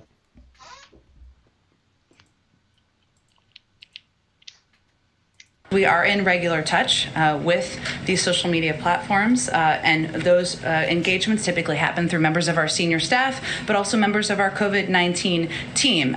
Given, as Dr. Murthy conveyed, this is a big issue of misinformation, specifically on the pandemic. We've increased disinformation research and tracking within the Surgeon General's office. We're flagging problematic posts for Facebook that spread disinformation, providing for Facebook or other platforms to measure and publish. Yeah, so she just said that the White House is flagging for Facebook posts that the White House consider to have misinformation in them. Dyer, is that a problem? Well, I mean, it kind of depends on how you define whatever that word is for when the government is working with private industry to oppress the people. What is that word? I think it starts with an F. Oh, okay. I think it ends with a schism. Yeah, fascism. The federal government or the U.S. government can't silence people according to the Constitution. Something that's a inconvenient thing that they're trying to get around. So they're using private companies that they are directing to then silence people's speech. Yeah. Tricky. Well, so there is case precedent already that has stated that. So it's a little bit easier to kind of see it with like freedom of religion. So, but you can kind of imagine a similar analogy for freedom of speech, which is what the current issue is. But the government, the federal government, cannot send in the military to shut down a religious service because we have freedom of religion. They can't send in the military to shut Dyer and I up while we're giving a podcast because we have freedom of speech. There's case law that says the government cannot hire a private security firm to go in and shut down a religious service or to go in and round Dyer and I up while we are engaging in our freedom of speech. There's case precedent already that the government is not allowed to hire out its infringement of various rights and liberties covered under the Bill of Rights. So the White House saying, well, we're not engaging in censorship, but we're flagging for Facebook things that we would like Facebook to censor. It doesn't even matter if Facebook is doing it or not. The mere request and the mere admission that they are doing it is a violation of the First Amendment, like an egregious violation of the First Amendment. I don't even know what the resolution to it would be. I would imagine that it's impeachable. Honestly, I mean, I know impeachment, the idea of it's been, tossed around, kicked through the dirt so much, but I mean, it's a real thing. I would say that engaging in violations of the First Amendment by the White House directing, and Joe Biden, for better or worse, he's the figurehead of the White House right now. So this is essentially Joe Biden directing a private company to engage in censorship, to violate the First Amendment. I would say that's a high crime. Yes, and I would say that they already, with this same press release, they mentioned that there was at least 12 individuals who'd already had their post or accounts banned due to the Biden administration directing it to Facebook and then Facebook going through on the request, which means we now have at least 12 civil rights cases that could be brought against the president where he has directly violated someone's constitutional rights. I think those are 12 counts on an impeachable basis. Like you could. Yeah. Now, go on. The reason why this is so interesting is Jen Psaki is just saying this during a press conference. She's not under oath. She's not at a hearing. She's not in a court case about this. She's just volunteering this information that, yes, the White House is engaging in overt censorship. They are overtly directing a private company to violate the First Amendment, and they're proud of it. They're excited about it. This is policy. This is Joe Biden's policy, and they're proud. They're proud to say that they are doing that. She's saying that with no fear at all. Again, she's not being compelled to say this. She's volunteering this information, which is incredible. Yes, my first response to this was to say that we are in such a strange era where the Democrats are so brazen, so in your face with their corruptions and the fact that they're violating our rights. They're not even trying to hide it. Like even Facebook and YouTube and Twitter try to pretend like they're not silencing people, and they use the air of someone did something dangerous or offensive, but they're just openly censoring people and violating the law and their constitutional rights. It's so blatant. I think there's a reason for that. Yeah. So let's watch the rest of the clip here. Yeah, go back to the start of this segment here. Wherever she changes her shirt at. She really shouldn't be changing shirts mid, Yeah. It's kind of providing for Facebook or other platforms to measure and publicly share the impact of misinformation on their platform and the audience it's reaching. Also with the public, with all of you, to create robust enforcement strategies that bridge their properties and provide transparency about rules. You shouldn't be banned from one platform and not others. That's a big thing. So not only did they say they wanted post and accounts banned on Facebook, they're like, hey, if we think it's inappropriate and should be banned on Facebook, well, you should also be banned on all of other social medias. And you know what? Also, we have examples in the past where people were unpersoned and were, had their accounts removed on all social media all at once. Those same people also had their bank accounts closed and were allowed to do crowdfunding. Yeah, so how long until it's, well, they should be banned from all social media to, oh, well, they should be banned from all social media and from, all rideshare apps and from all banks and from. You've essentially got what has been the quote-unquote conspiracy theory of the right for so long that this is the left's ultimate goal, is to unperson people, to create this kind of dueling economy where the right is just unable to participate in society because they've been banned from all of the economy. You've now got that as official White House policy from the person who is the White House spokeswoman, whatever. She is overtly saying that is her goal. Why would it be a stretch to say, when she's saying, well, the White House is, they're directing Facebook to censor things, and the White House is directing other social media that, if Facebook is censoring stuff, you guys should really be censoring stuff too. And why would it be crazy? I mean, that escalation happened in 3 days. Why would it be so crazy to say, well, maybe in a couple of months, maybe by next year, they're not up there also saying, well, if you're not fit to be on Facebook, then, you're probably not fit to be with, Chase Bank. And if you're not fit to be with Chase Bank, you probably shouldn't be on Wells Fargo or, Citibank or, all of these other ones.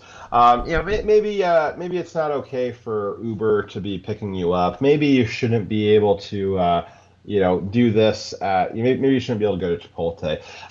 Why would it be so crazy for them to start expanding that out to other sectors? I think it's crazy that they just went from, just the idea of that there would be multiple social media companies that would be kicking you off. I mean, is she expecting that, Getter and Parler are supposed to be kicking people off? Well, yeah, too? That's what she's getting at. If you can't be on Facebook, you shouldn't also be on Getter. And if Getter doesn't kick you out, then, well, that website needs to be shut down. That app needs to be removed because they're not taking care of the safety of the public, because that's what they're saying. This is someone being wrong in their eyes about something is a public safety risk. So, well, and you've already got the Democrats have talked about, well, maybe we should have the phone carriers be censoring text messages. So how long until this expands out to well, if you're not really fit to be on one social media site, maybe you're not fit to be on the internet at all?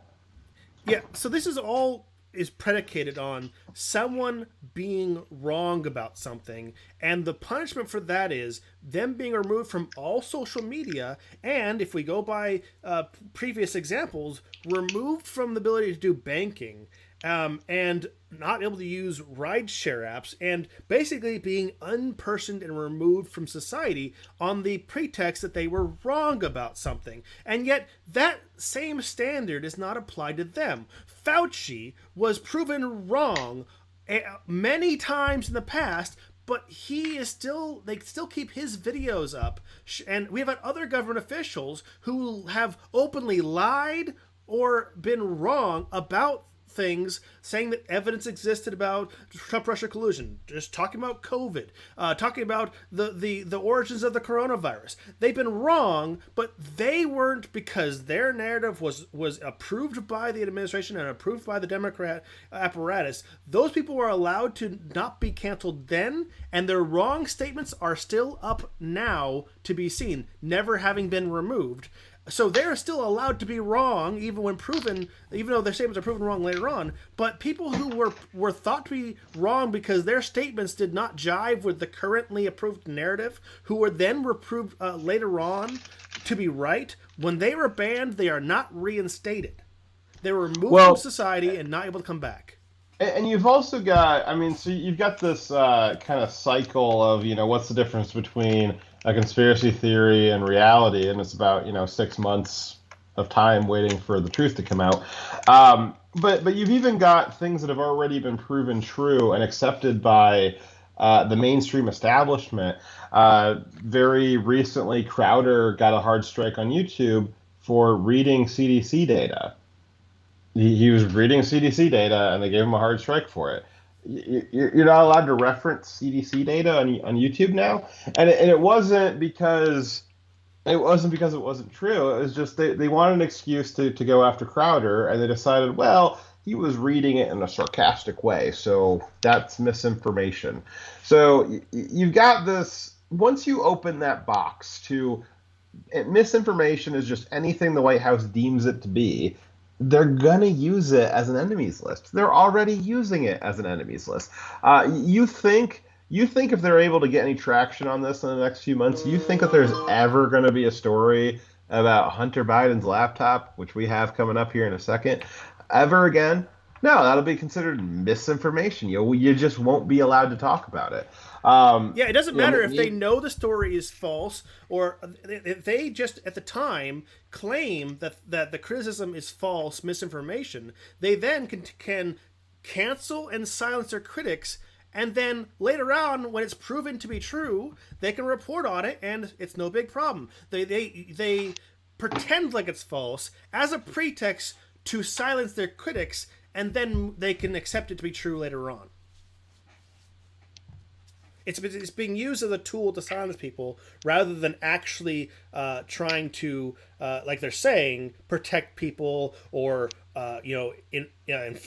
enforce the truth. That's not really their goal. Their goal is just to silence their critics, because the people that go against the narrative are their critics. That's the whole purpose behind this. Let's watch the rest of the clip. All right. For providing misinformation out there. What's your message to platforms like Facebook? They're killing people. I mean, look, the only pandemic we have is among the unvaccinated. That's not true, by the way. The vaccination hasn't actually been 100% effective against the previous strain. Don't say that. Sorry. Don't say that. Okay. Listen to your doctor. Anyways, so killing people.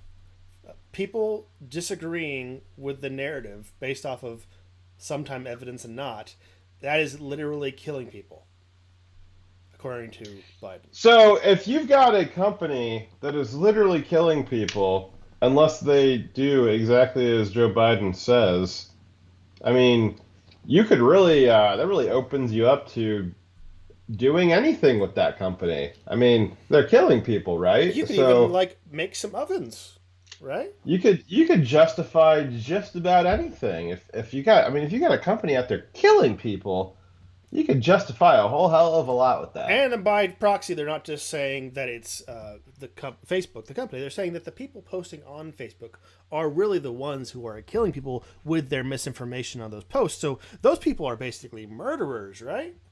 Yeah. So, funny, just to kind of correct you a little bit on your vaccination rhetoric there, you're actually succumbing to a little bit of misinformation yourself. So, the U.S. government, being as careful as they can to say this, has the Biden administration has suggested, and certain media officials have suggested, that you may need a third and fourth round of booster shots with some of the vaccines to handle the variants. And the claim is, as Dyer fell for, by certain Biden administration officials, is that the claim why you might need booster shots is because the vaccine might not be as effective against variants. So interesting, we actually had some research coming out of the UK this week that actually showed the vaccine was more effective against the Delta variant. So they, while the Biden administration is trying to pretend that we need to maintain, and some Democrat states are trying to maintain that we need to continue lockdowns, maybe we need to have booster shots for the Delta variant. Actually, the research that we're seeing coming out from the rest of the world is that the vaccines are actually equally, if not more effective against the Delta variant. We actually, at the UK, it was something like a third of, it dropped by more than 2/3 the rate of hospitalization. So if you were vaccinated and you had the COVID alpha strain, then whatever your likelihood of going to the hospital, even if you were vaccinated, is much lower than just if you were unvaccinated. But if you got the Delta variant and you were vaccinated, your chance of having to go to the hospital was even lower by 2/3. So the information coming out of the UK is that you were vaccinated, you're still good. And it makes sense because from what we know about the Delta variant, the thing that was the variant about it was not the part that the vaccine attacks. It's a different part about the way the virus actually works. So the Biden administration actually has been putting out misinformation about the way the vaccines work. They have been putting out misinformation about which strains they're effective against. But if you're to report, so it's funny because if you're to agree with the Biden administration that vaccines don't work, well, you're spreading misinformation. If you're to say what I'm saying and say, well, vaccines do work, we don't need to lock down, well, you're also spreading misinformation. So, misinformation is just anything that doesn't get the Democrats more power. Yeah, it's about narrative, not about the truth. I want to point out there's also another story where there's a new report about the upswing in the Delta variant cases in the United States. And they mentioned it was like 4 times the amount of cases for the previous week, something along those lines, right? Going from 10 to 47 or something like that. Then what they didn't show on the graph was if you zoom out on the graph, this is the spike they're talking about. Yeah, so New York is talking about locking down again, and recent numbers show, like New York City, recent numbers are showing like less than 2 deaths per day on average in Manhattan. Yeah, that's 47 cases, not 47 deaths. 47 cases of the Delta variant. Yeah, so I mean, you got 1.5 people on average dying of something in any city. I mean, look at Chicago. I mean, you've got, once again, for a while there, it looked like it was going to be pretty bad, and it wasn't good. It was pretty bad, but you've got gun deaths by gangsters and people that the Democrats let out of jail through the roof, way higher than COVID deaths. It's it's information. So you've got all these questions about this stuff, and the reason why we're talking about that is just, the White House has just said very openly, we are using Facebook as a censorship engine. Anything we don't like, even if it's proven wrong in the next week, which it usually is, we're going to censor you, we're going to unplatform you from Facebook, and we're pushing to make it so that when we unplatform you from Facebook, you're auto-unplatformed from everything else. And then you've got Joe Biden coming in and saying, well, why do we need to do this? Well, because Facebook's killing people. You can't just let Facebook go around killing people. You don't want Facebook to kill people, do you, Dyer? The funny thing is that the truth, or what we believe to be the truth, changes over time when you receive more information. If you're only given a half of the facts, you might come to a different conclusion. But when you receive more facts, as long as you're allowed to have the conversation, allowed to view different information, you might come to a different conclusion. But what they're trying to do is eliminate any future dissent or discussion about what we believe to be true, thus not allowing us to ever add in more context, more data that might change our conclusions.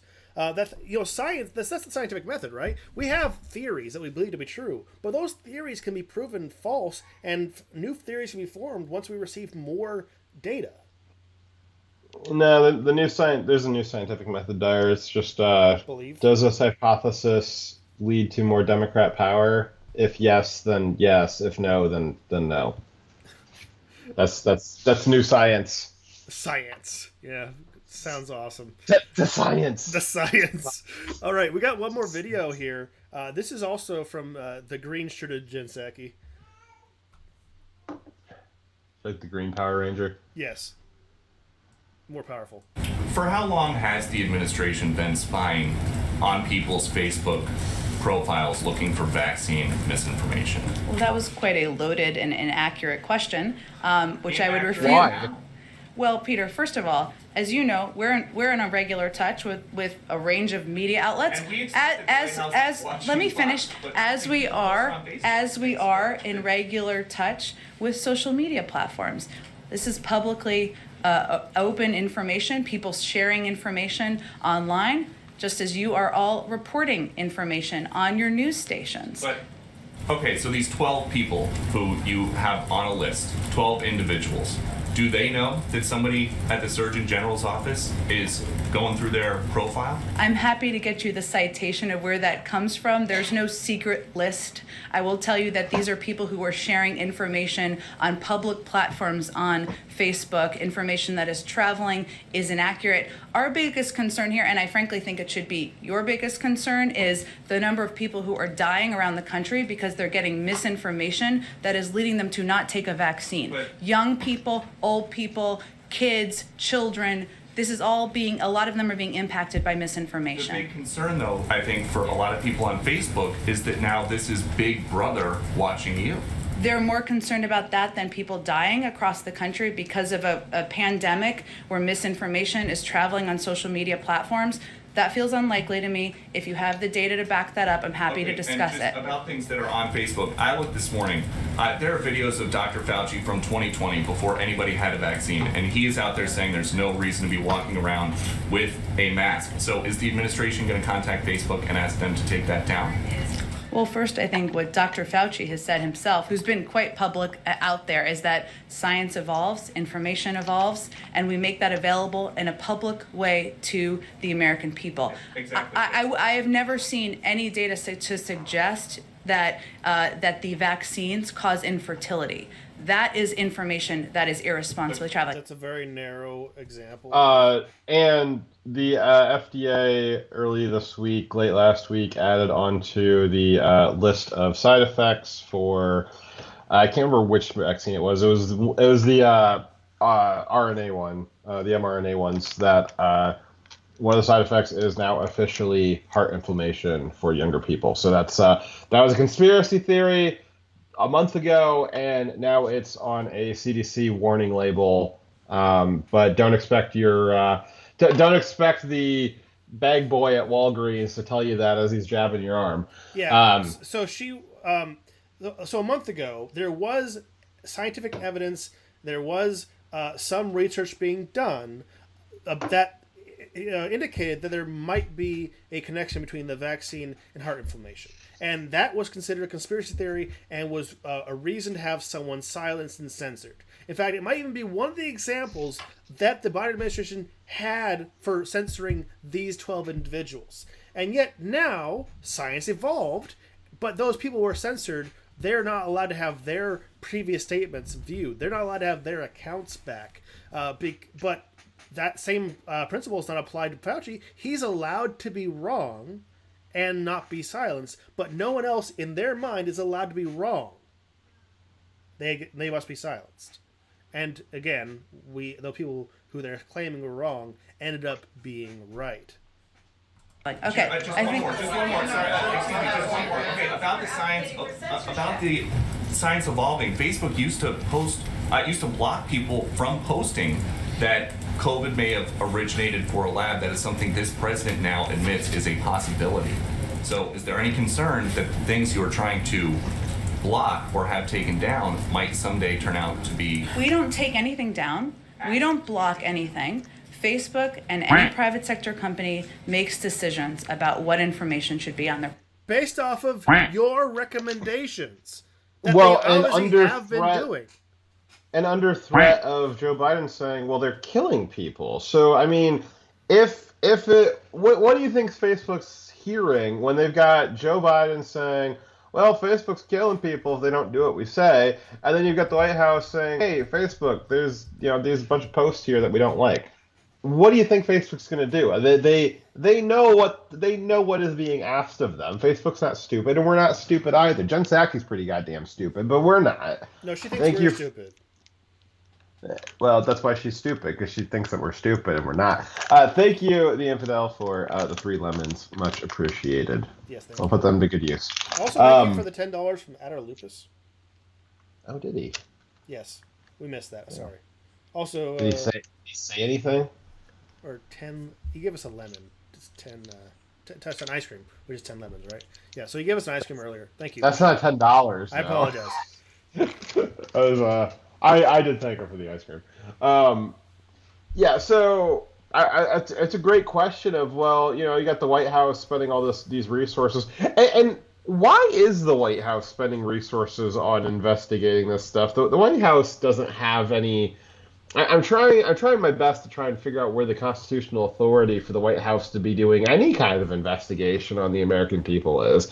I'm not seeing that as a function of the executive branch to be investigating American people having social media or making recommendations about what corporations should be doing to the American people. Yeah, part of the right of freedom of speech is the right to be wrong as well, if you believe someone to be wrong. Yeah.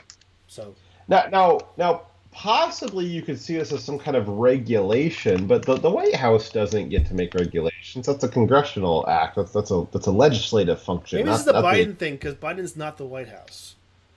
Maybe. But Biden and the White House are both not the legislature. Right. So this is another example of executive overreach, where they're attempting to, through coercion. There is no other word for this. This is coercion. This isn't legislation. This isn't regulation. This is coercion. This is Joe Biden saying social media is killing people unless they do as we say. Here's what we're saying that they should do. It is the beyond executive overreach. This is fascism. That word has been way overused, but the definition, the truest definition of fascism, the quick and easy one is fascism is the lucrative merger of corporation and state, and I can see no merger more lucrative than the merger of the Joe Biden administration and social media. So I have a theory about why they might be bringing this up right now, freely admitting to the fact that they are violating people's constitutional rights and putting their spin on it and how it's a good thing. So you know that Trump has a class action lawsuit against Facebook, right? And also some other individuals are also in on this lawsuit against Facebook. And that lawsuit's going to have a discovery where they're going to see emails from Facebook and internal emails from Facebook and also from Trump. And it's very likely that the administration already knows that their emails to Facebook are going to be revealed. And that it was going to be revealed that they were directly telling Facebook to censor individuals. And knowing that this was going to come out in the upcoming court case, they're trying to get ahead of it and put their spin on the narrative so that they can act when that does come out like, oh, we've already been talking about this. We've already explained this. This is a dead story. This is old, right? Well, and it's gone through that transformation of, like, at first it was a conspiracy theory that the White House was organizing censorship campaigns, and now it's it's skipped over the discovery process and the denial process. Now it's just skipped to, of course the White House is engaging in censorship, and it's actually a good thing. Normally it goes from conspiracy to denial to, they're doing it, but it's not that bad, to, they're doing it, and it's actually a good thing. And it just skipped right from conspiracy to, they're doing it, and it's a good thing. It's a good thing that they're censoring people. And so when that comes out in the Trump lawsuit, we'll have already had months to years of narrative being built by the media saying, well, of course they were censoring Trump. We've already decided that was a good thing. We've known that was a good thing for 18 months now. And so, I think that was a very good prediction, good idea that Dyer had there, that seems to be quite possibly what's going on here, is setting the stage for when that comes up in Trump's lawsuit. Because if they don't set the stage now, when that comes up in Trump's lawsuit, people will be very shocked. Oh, wow, my God, they're doing social media censorship. Holy crap, that's crazy. Who could have predicted that? Who could have predicted that? But now that they're seeding the stories here, that they're accepting that, of course we're doing censorship, and it's a good thing. Now when it comes up in Trump's lawsuit, instead of people being shocked, they'll be unsurprised and be like, Trump, of course they're censoring you. It's a good thing. We've already decided that. Yeah, but they need to get out. They got to get out ahead of it, and that's what they're doing right now. So you're seeing the kind of the early stages of them getting out ahead of that. Yep. All right, next story. I suppose.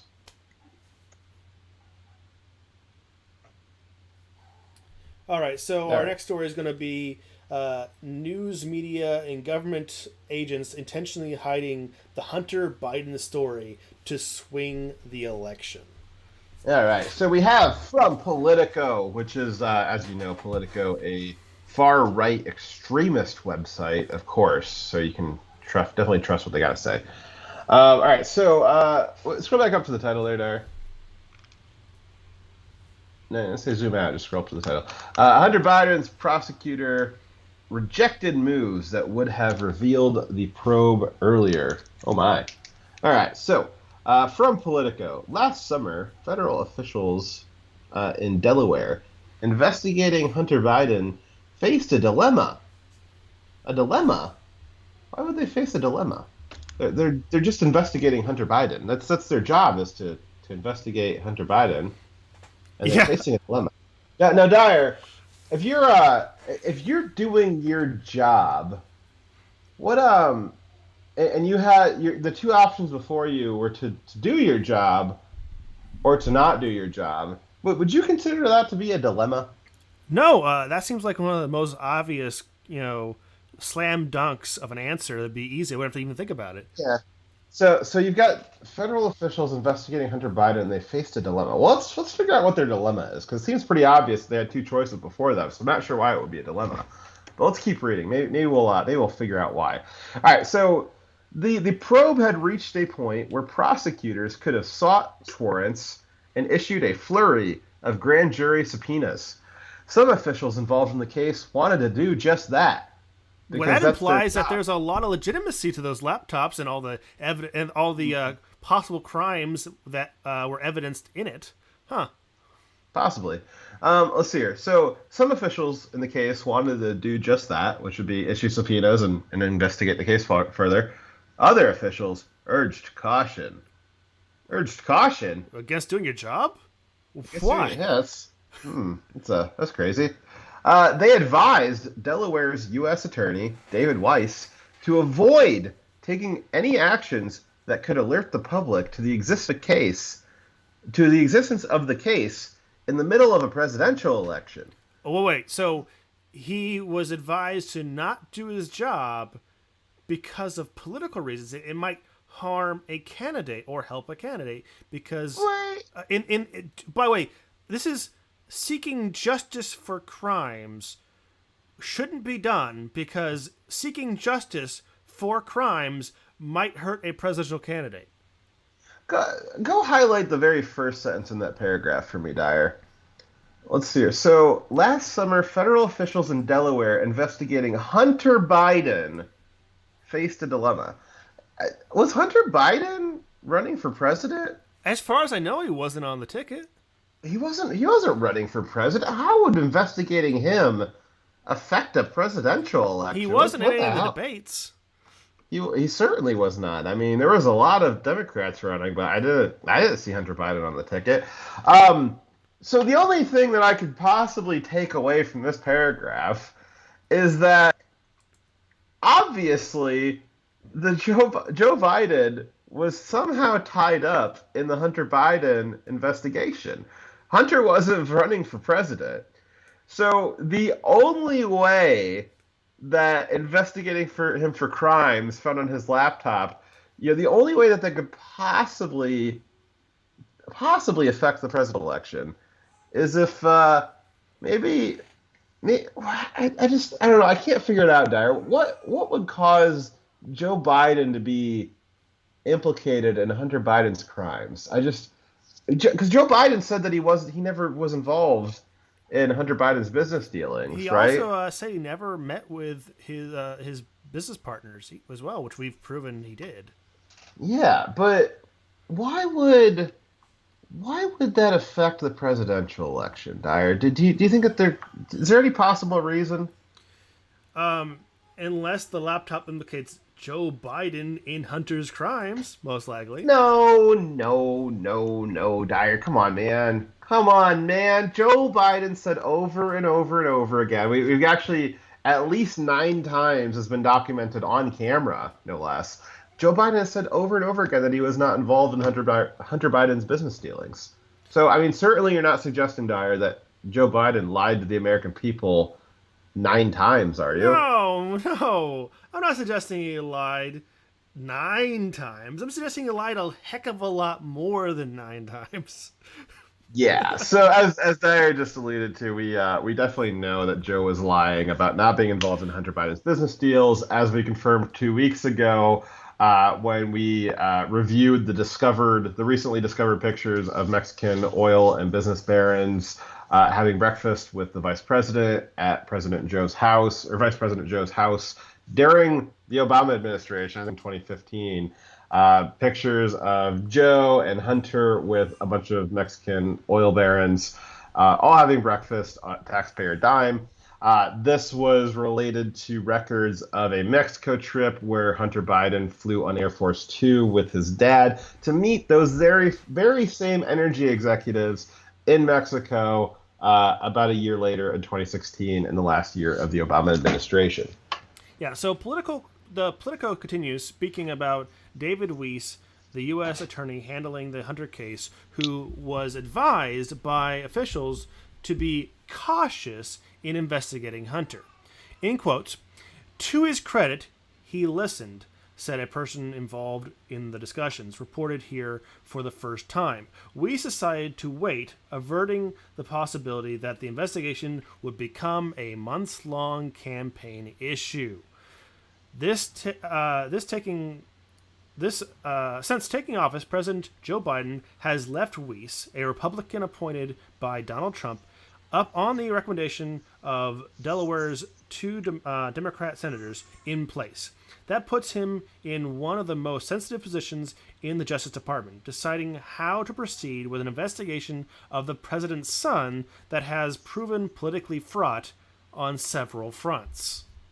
So this is absolutely 100% without a doubt. This is an absolute admission that Joe Biden committed crimes in conjunction with his son, Hunter Biden, that they both committed financial crimes, that they both committed tax fraud, that they both committed a misuse of Joe Biden's office.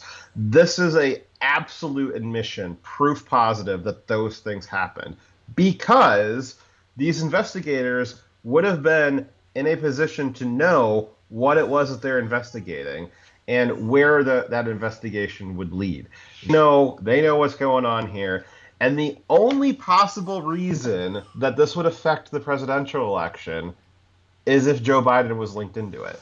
The only reason why they would have stopped this, with their justification being, well, we didn't want to affect the presidential election, we didn't want it to turn into a months-long campaign issue, is because Joe Biden was implicated in it. If Hunter wasn't running for president, so the only way that this could have possibly become a campaign issue is if Joe Biden was involved in it. The idea that for overtly political reasons, I don't care if this guy's a Republican or not. That really doesn't mean a whole lot to me anyways right now. Overtly political reasons, to defend a presidential campaign, they are going to stop investigating something, is beyond Tim Pot dictatorship. This guy is absolutely a domestic enemy. He should be, along with Joe Biden being impeached for this. Again, you talk about impeachment. Democrats try impeaching every other day, and it's like, whatever. Impeachment has a reason for it. It does have a reason for its existence. This is a worthy reason for it to exist. Joe Biden should be impeached for what he did with his son. It should continue to be investigated by a special counsel. And Joe Biden should be impeached and arrested over it. Hunter Biden should be arrested over it. All the people who helped cover it up for him should be arrested for it. It is insane to me that for overtly political reasons, you've got a an investigation being stopped. So we are to believe now, and this was kind of the theory that we had during Ukraine Gate, was Joe Biden wasn't even running for president yet. He hadn't even announced his campaign, and Trump talking about possibly investigating the weird stuff that he was doing in the Ukraine, that was impeachable because, well, Trump was going after somebody who might run against him. But he hadn't been running at that point. And now we're seeing, well, the U.S. attorneys are any family member of somebody who's running for president, they're also immune from investigation. So we have set up this situation now where if you are running for president, you and your entire family and potentially anybody else associated with you is totally immune from any kind of legal investigation and just gets blank checks for any types of crimes that you may have been or still currently are committing, which is sorry. It's not a sustainable way to run the country, and you wonder why they're doing stuff like what Jen Psaki's doing, where they're doing overt censorship and talking about making unpersoning not just a thing that happens, but a policy of the White House that is unpersoning by policy. You look at the next story that we're going to talk about, which is the U.S. military starting to take the leadership in the U.S. military starting to take an eye towards conservatives as domestic enemies. Certainly the overt oppression by the FBI and the other intelligence apparatuses against conservative commentators and conservative people. And the reason why they've got tens of thousands of military and barbed wire guarding D.C. right now, you wonder why they feel the need to do all that stuff. It's because of stuff like this Weiss guy. If this was to actually be us taking power back, us actually doing something about this in a way that other countries have seen revolutions, these people would be terrified of what would happen to them. What happened to Gaddafi? The corruption of his regime. What happened to him when the people rose back up? What do you think's going to happen to this Diaz guy in Cuba if the Cubans rise up? Now, I don't think that the current elites, I don't think that they're going to get that kind of treatment if the American people decide to rise up, but they're certainly scared of it. You can see it in all their actions. They're terrified. The level of corruption that is going on right now is absolutely off the charts. And they see what happens throughout history to other regimes, other corrupt regimes, when the people rise up, what happens to the corrupt people in power.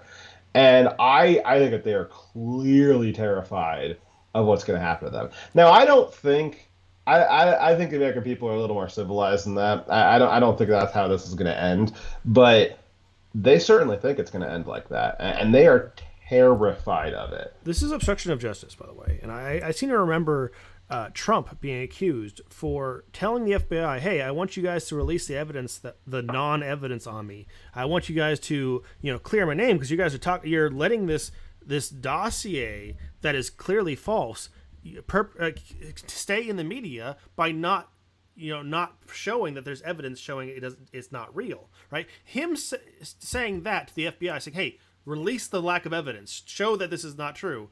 That was considered obstruction of justice. But this is someone who, for months it was not covered when they had evidence. They didn't do anything because of the campaign. But it's been 8 months since the election, right? Since the Biden administration took over, and they still haven't sought justice. They still are sitting on it. So they are choosing, for political reasons, to obstruct justice. This itself is a crime. Everyone who is involved in the investigation, who is allowing this crime to continue, all of them should be charged for that crime. And yeah, and it's kind of also, it makes you wonder, why are they sitting on this still? They could have made it disappear. It's not gone. Well, are they planning on using it against Biden later on? It's hard to say. I think that this is just you see this where you've got the actual I'm trying to think of what to call it. Jack Posobiec coined the term this week, the overstate. That this isn't the deep state anymore. This is the overstate. They're just flaunting it now. And this is not a secret cabal anymore. That is just kind of it's a coincidence when you get censored. No, it's the overstate. They're being overt about it now, and they've seized power of kind of the gears, the mechanisms of justice, of our investigations system, and they're using that for overtly political reasons to defend and to cover up their crimes. But you also look at this exact same story. You look at what happened right before the election, where Twitter and Facebook colluded to absolutely shut this story down completely, and they were doing that all on their own. And they did that for Joe back in October, and I'm sure Joe forgot about it legitimately. Like, I mean, the guys clearly got to mention he literally might have forgotten that Facebook did that for him, and that Twitter did that for him. But you've got just 8 months later, Joe Biden, they did all that for him, and Joe Biden's still accusing them of killing people because they're not doing what the Biden administration wants enough. So you've got this situation where the legal system, they're not going to do anything about corruption anymore. It's just you're a Biden or you're a Democrat, just absolutely not going to do anything about corruption at all. You're free to go. And if the people want to complain about it, well, the White House is going to recommend to Facebook that you're spreading misinformation, and you're shut down too. You're not going to be allowed to talk about it. This is you got a couple of things happening at the same time right now that are really, really setups for absolute authoritarian control right now. I mean, we're essentially under it. It's very concerning. It's very concerning. And meanwhile, what are the Republicans, what are our elected representatives doing about it? Now they're sitting there fantasizing about how much blood we can spend in Cuba. How many soldiers can we get killed over there in a revolution for people that wouldn't appreciate it? That's what the Republicans are doing. We got some of the commentators talking about, well, how many Cuban refugees can we get in to vote in more Republicans that would do nothing about our censorship problems? I don't know. We as the conservative people, I'm real concerned about stuff. Our representatives are non-existent. Our commentators are not doing us any favors at the moment, and meanwhile, the left goes marching on. They are institution after institution after institution after institution, and they are covering up their tracks behind them just as quick as they can go. Thank you for the follow, Heather Pett.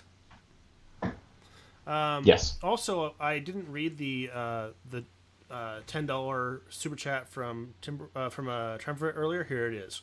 If we go in and just gift liberty to the Cubans, that just reinforces the free handouts mentality that supports socialism and communism to begin with. Giving people free stuff is not how you free their soul. Freedom is not free. They must pay for it. I agree. All right. So next story. Yeah. Close out of the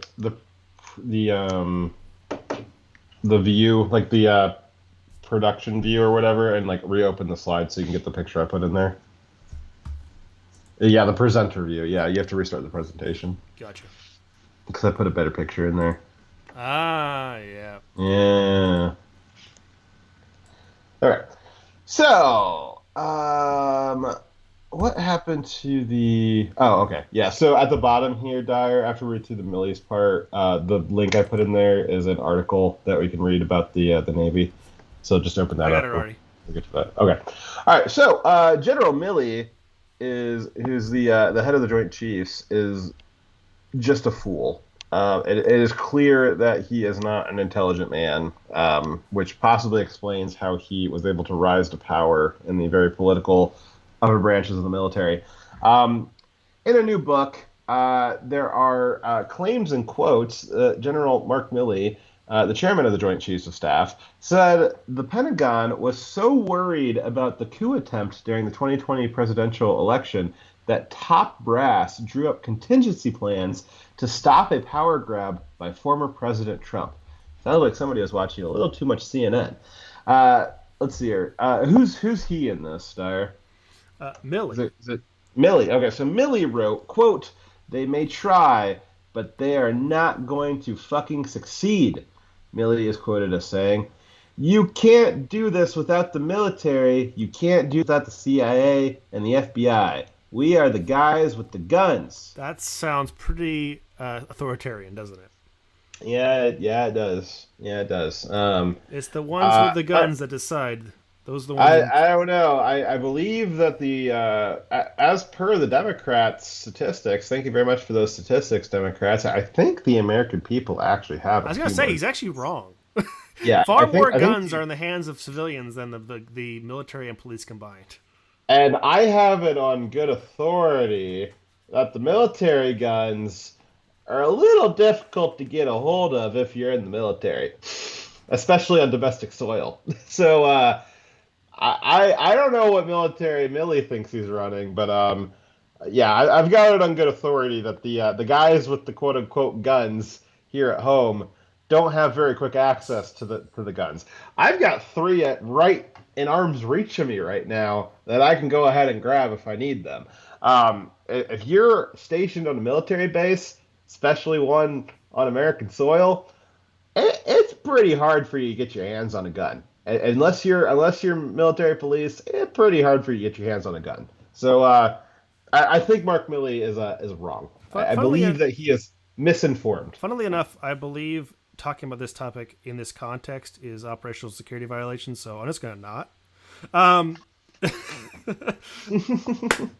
Anyways. Well, the authority that I have it on is based off of the response to the Pensacola base infiltration by a jihadist and shooting and killing like 14 sailors before somebody got a shot off because none of them were allowed to have guns because all the guns were locked up in the armory. So I mean, my assumption, and from what the media told us, that is the case in all bases across the country, that if you're not military police, you're not carrying a weapon on base, and so not just any jihadist that feels like it is capable of going ahead and shooting up that base, and there's not a whole lot that the soldiers can do about it. Not that that's a good thing, but it is the way it's set up. So Milley is incorrect. He is misinformed about who has the guns. That's a very interesting opinion you have there. I definitely wouldn't even reference Fort Hood or Nadal Hassan. I wouldn't reference any of that. I have no opinion on this topic. We're moving on. So General Milley, also drew parallels between Mr. Trump's claims, President Trump, thank you very much, claims of election fraud and Adolf Hitler's rhetoric in Nazi Germany. He told aides, in quotes, "This is a Reichstag moment, the gospel of the Führer." This statement, referencing the Jan 6 as being like the Reichstag fires, shows he is either a complete idiot and it doesn't understand the historical context of what happened with the Reichstag fires in Germany. Actually, I don't have another example. No one would lie about it in that way and feel like he's smart.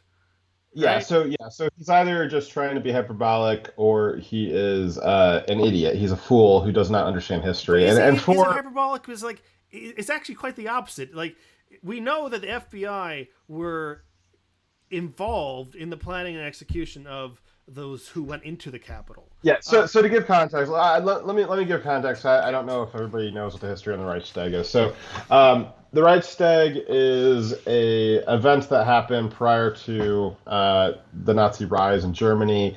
It was some claim that it was a legitimate communist attack on the Reichstag, which was their parliament building in Germany. So it'd be like attacking the Capitol. it is widely believed that it was a false flag attack, that it was merely said to be a communist attack, but it was really a false flag attack by Hitler.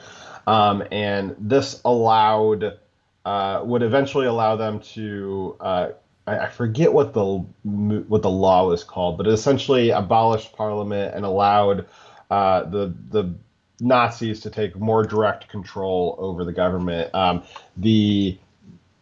For lack of a better analogy, the way the Star Wars Senate, the way that they had kind of an attack on the Senate and then took over and reformed it as the Galactic Empire, that was heavily based on what happened in Nazi Germany. That was what had a lot of influence for that story. So if a you're whole lot of killing. Yeah, so if you're more familiar with that, that's where that came from. But the real story of it, again, widely believed to have been a false flag attack that was, oh, no, the communists are attacking. We have to take over with the fascists now, and we have to take absolute power and use it as an excuse to dissolve parliament and seize control. So compare that to what actually happened on Jan 6. Possibly. I don't know. Maybe it is more of an apt analogy than what we think. Maybe Milley's accidentally kind of giving away the game there. That the attack on the Capitol was a false flag fomented by. So yeah, the Reichstag fires was the people in power creating a false flag as a reason to seize more power and use military force on the public to go after political rivals. So, look at Jan 6. The people who were currently in power had officials inside of a false flag that's now being used. Well, not really. So the people the deep state in power, but not like Trump himself. So even if you are to Trump accept no longer the premise in charge, right? Yeah. Hold on a minute. So even if you accept the premise of maybe he's trying to say the FBI, which I don't think is what he's trying to go for. Oh, the FBI had a false flag. Yeah, whatever.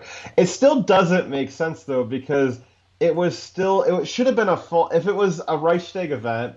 Okay, so for it to have been a Reichstag event, it would have been Trump. Yes, creating a false flag BLM attack on the Capitol building, and then after that, dissolving Congress and seizing control around the executive. That's what would have made sense if it was a Reichstag event. But it doesn't make sense because it was Trump supporters, allegedly. That's what the media framed it as, so that's what we'll go with. That it was Trump supporters attacking Trump, and then Trump saying, well, to defend you against my supporters, I have to seize absolute power. It doesn't make sense. It's not internally consistent. It's not logical in any way. Even when you try to kind of maybe squeeze out of it that, maybe he's accidentally giving away that it was a false flag attack by the FBI, it still doesn't make sense. It doesn't work.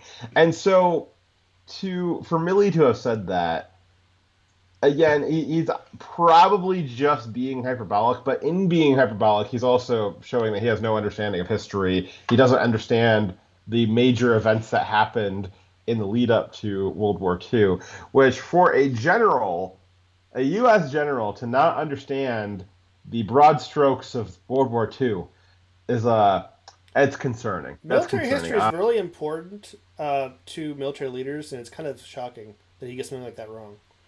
Yeah, so evidence that Milley is a fool. I say that lightly. I think it's this guy's a big idiot. Like, no, Milley actually is a fucking idiot. He's really actually not intelligent. So Milley also told staffers that listening to the president was like reading George Orwell's dystopian novel 1984. Lies are truth, division is unity, and evil is good. Wow. I mean, does he...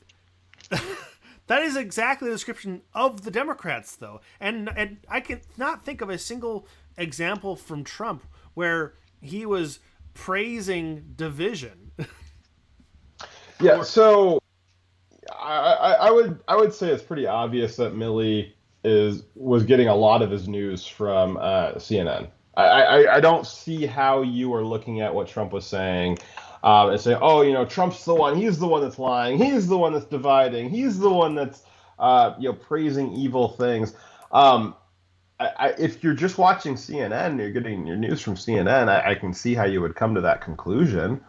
But I'm not seeing how you're coming to that conclusion if you're looking at it objectively. So Milley gets a lot of his news from CNN, doesn't understand what history is. The guy is a fool. He's an absolute fool, and he is in charge of the entire military, all the branches. That's the Joint Chiefs.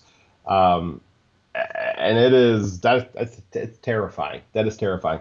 I think that Mark Milley is the kind of guy that if Joe Biden said, command the military to go door to door and round up the American people, take their guns, people that are on our list, round up, I think Mark Milley would say yes. He would do it because he viewed, he had the psychotic view of Trump that he was a Nazi who was intending to overthrow the government. He would view Trump's supporters as just as equally the enemy of the American people, and he would use military force against them willingly. Yes. All right. So in the book that these quotes are from, Mark Milley claimed that top Democrats, including House Speaker Nancy Pelosi, told Milley to assure her that Mr. Trump would not use nuclear weapons, which we had talked about several months ago, was actually a attempted coup on itself, that Nancy was trying to seize control or seize influence over the U.S. military outside of the executive branch is actually a coup attempt. Like, yes. That's an attempt to wrest control of the military from the proper chain of command, which is by definition a coup attempt. So, and Milley, being the fool that he is, let's see here. All right, so Milley is a fool and a liar. I think he's both. Dyer wrote or. I think he's both. These statements could lead you to no other conclusion. Let's see here. So he either lives in a psychopathic fictional world formed by a steady diet of CNN lies, or he wants you to believe those lies. So he either is a Kool-Aid drinker, or he would really like you to drink the Kool-Aid. Either way, he should not be leading the military. He's a dangerous person. You have throughout history, and I think maybe not focused on enough. Throughout history, you have these communist revolutionaries, these Marxist revolutionaries that cause problems with their ideas. But their ideas only cause problems because behind them they have military leaders willing to kill in the name of their ideology, just because these military leaders would like nothing more than to have their own little warlord system where they know this Marxist revolution is going to take place, and they know that if they are the first one there next to them, they'll get to take power. They'll get to seize ultimate control. And I think Mark Milley is sitting there thinking, I think that these Marxists in our government, I think that they're going to win, and I want to throw in with them, and I'm going to help them out. And Mark Milley is the kind of guy that in Cuba during the revolution was rounding up black people and rounding up gays and executing them. Mark Milley would be the guy, if he was in Cuba back then, I think he would have been all for that. And my concern is that he may be for it again. You've got a lot of rhetoric coming out of the Biden administration right now, a lot of overt acts in censorship, a lot of overt acts in rounding people up for political reasons. And now you've got Mark Milley outing himself as a very, very political military general, willing and able to do things that the regime would like done for political reasons. So a military leader that does things for political reasons, is loyal to a political party, and is not a straight military professional, is dangerous in two ways. Because he is loyal to the Democrat Party and is willing to do what they say, no matter what is good for the country. He is a danger to the American people because he might be willing to use the military force against the people. right? The second way that he's dangerous to the American people is by being a poor military leader. In the case where we have an external threat, and he is a danger because he cannot lead effectively to fight that threat.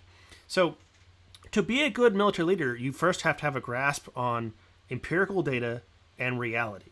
If he doesn't understand that Trump is not a Nazi and that his followers are not a Nazi, then that Trump did not intend on doing a military coup, and that all those lies from CNN, if he didn't realize that those were not true because they're not supported by actual things Trump has said or done, then he's demonstrating he's not a person who accepts the current situation based on reality and the available data. He's going by rhetoric and ideology. So that's concerning, because is he going to be making military decisions based on actual data? If not, then if you don't know yourself, you don't know, what your actual capabilities are and what your enemy's capabilities are, because you don't have a functioning grasp of reality, then you're going to make very poor decisions, and that would be exampled by his. He was being in charge of the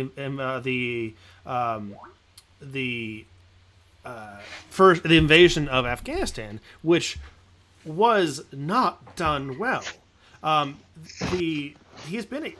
It's been a good example of how he's been a bad military leader in the field by his handling of the Middle Eastern theater. I think that's a very good example of how he doesn't have a good grasp on military leadership. And so he's also focusing on, he's allowing all the branches, he's directing all the branches to focus on diversity and inclusion, which is for them is code for critical race theory training, which has had a massive detrimental effect on our ability to be prepared for war. Our readiness has been hurt. And it's not just my opinion, though I am definitely in the position to have an educated opinion on that thing. We have a report that came out recently showing that to be the case. Well, let's read that report. So, from the Wall Street Journal, if war comes, will the U.S. Navy be prepared? Oh boy, that doesn't sound very promising. All right, so the article starts off with, is the U.S. Navy ready for war? A new report by Marine Lieutenant General Robert Schmidl and Rear Admiral Mark Montgomery, both retired, for members of Congress, paints a portrait of the U.S. Navy as an institution adrift. Oh, that's a great pun there. Good job, WSJ. The report that was first reported by the Journal and the commissioned by Senator Tom Cotton, Representative Mike Gallagher, Dan Crenshaw, and Jim Banks, concluded that the surface Navy, which would be, correct me if I'm wrong, Dyer, the surface Navy is specifically discussing boats, not their air abilities or their submarines or other naval operations, correct? Yes. Okay, so the report concludes that the surface Navy, the ships, is not focused on preparing for war. It is weathering a crisis in leadership and culture. The impetus for the report was a series of recent catastrophes. A ship burning in San Diego last year, 2 destroyer collisions in the Pacific in 2017. Were these isolated events, which I'll just for a little context there, those incidents resulted in like dozens of dead sailors for like no reason. Just 2 U.S. ships in peacetime in friendly waters just ramming into each other. The ocean is so big. Just by accident. And killing, I think it was something like, maybe I'll talk about it later in here, but I know it was like tens. It was a lot of sailors that died and were very gravely injured in this. When you're in a ship and another ship hits the side of it pretty hard, pretty good chance wherever you're at going to get crushed and you're going to be stuck there. Even if it doesn't get your so, section to get crushed, the entire ship will lurch to one side, and your body doesn't move when the ship does. You get thrown against a bulkhead. It's steel. You're human. It doesn't work very well. Yes.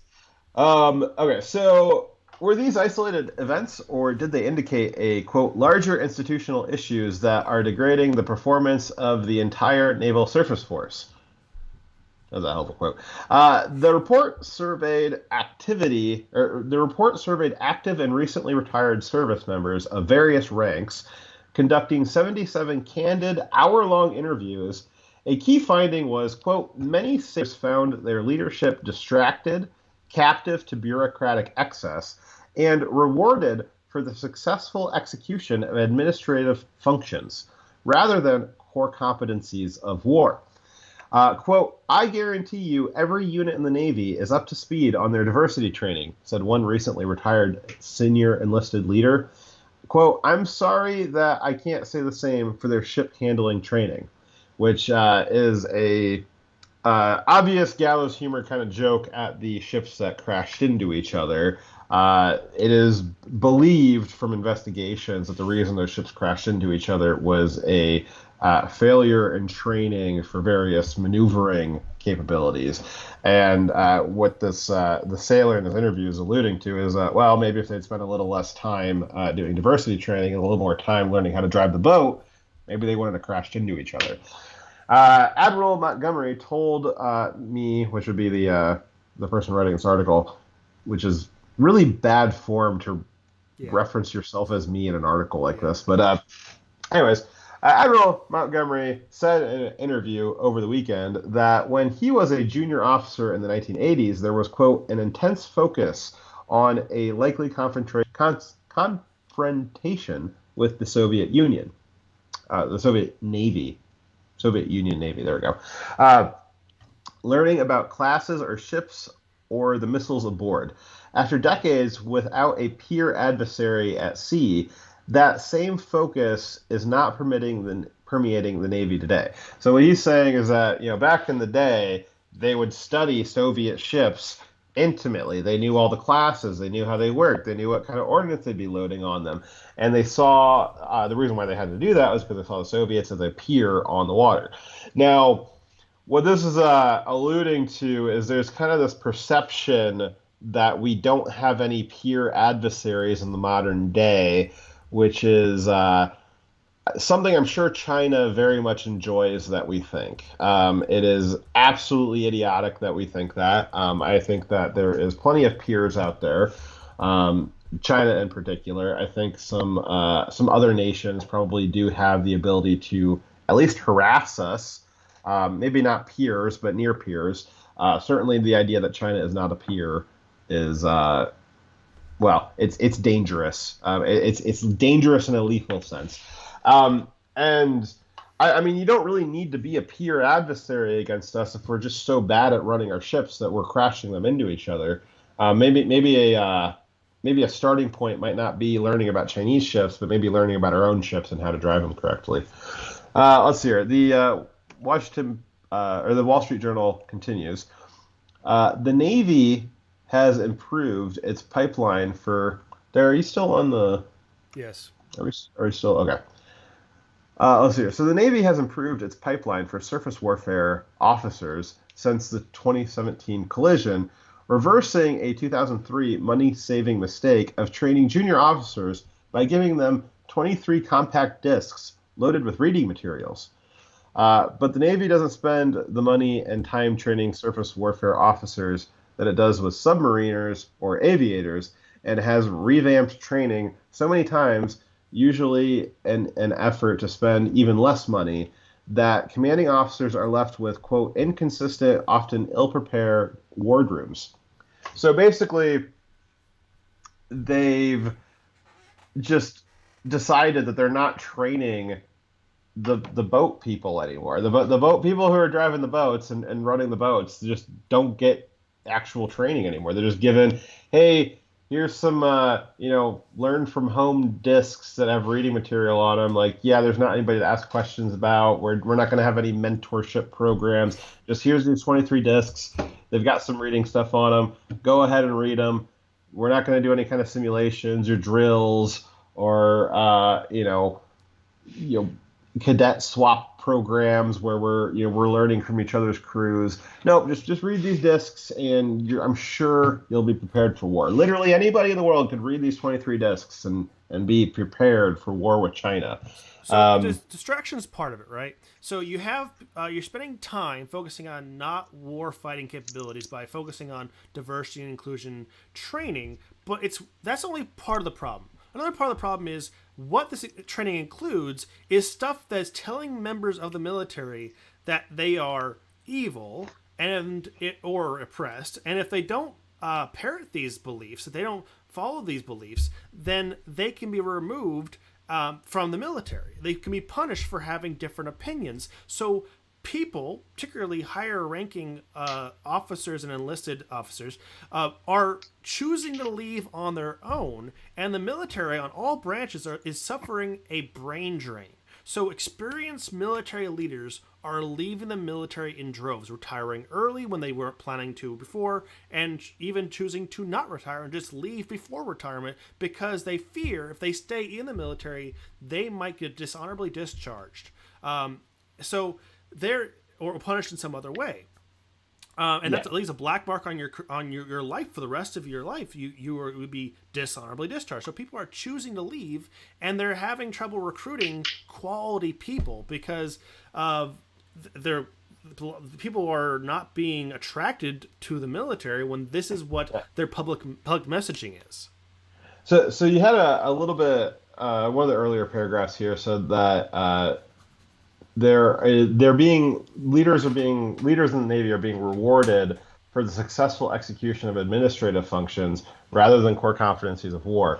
And there's another part in here which I think is in a few paragraphs from now that talks about that the Navy has been very quick to discharge officers for very small mistakes to the point of it affecting morale, where people are afraid to make any kind of decision because they will just be discharged if it goes even a little bit wrong. So when you're being heavily rewarded for doing nonsense administrative tasks like doing some kind of diversity program, and there's no real reward for doing a drill, like doing some kind of sea maneuver drill or anything like that. And if you do something wrong during a drill, well, maybe you're going to get discharged for it. So there's just such a downside to doing real war drills, and there's infinite upside to not doing war drills. Well, what do you think people are going to do? The officers that are trying to do the right thing, trying to keep their team and their guys prepared, well, they're much more likely to get discharged by making some small mistake. But the officers that are playing it safe and just implementing more and more diversity training, less and less war drills, well, they're getting promoted. They're becoming admirals. And we see this with the Admiral Gilday a few weeks ago, testifying to Congress, very, very pleased with himself, very proud of himself that he had recommended Ibram X. Kendi's How to Be an Anti-Racist book, a book which says that capitalism is evil and must be destroyed, a book which says that whiteness is a disease, a book which says that the only solution to past discrimination against blacks is future discrimination against whites. And he thinks that is just a fine book for the military, for the Navy to be reading. He had even more a couple of months ago. You had the Navy very proudly displaying, we have the first all-gay copter crew, and like, okay, well, how good are they at completing missions? Let's see that. Let's see the first crew that's good at completing missions. So he had all these kind of interesting things that just kind of coincided with this report coming out. And this report shows, the Navy's actually not ready because of all these diversity things that have happened. Well, why are all these diversity things happening? Well, because it's very safe. It's much safer for Admiral Gilday to recommend a racist book. That's really safe.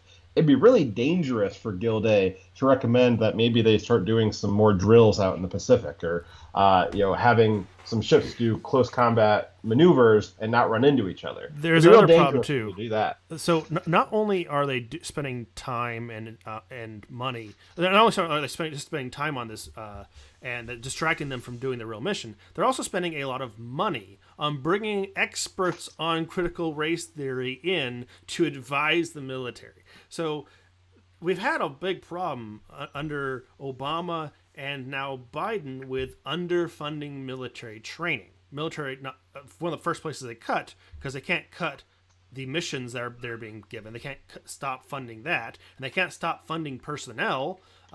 So that unless they are going to cut personnel, one of the first things they tend to cut when they're getting trimmed down is in the training of the personnel they have.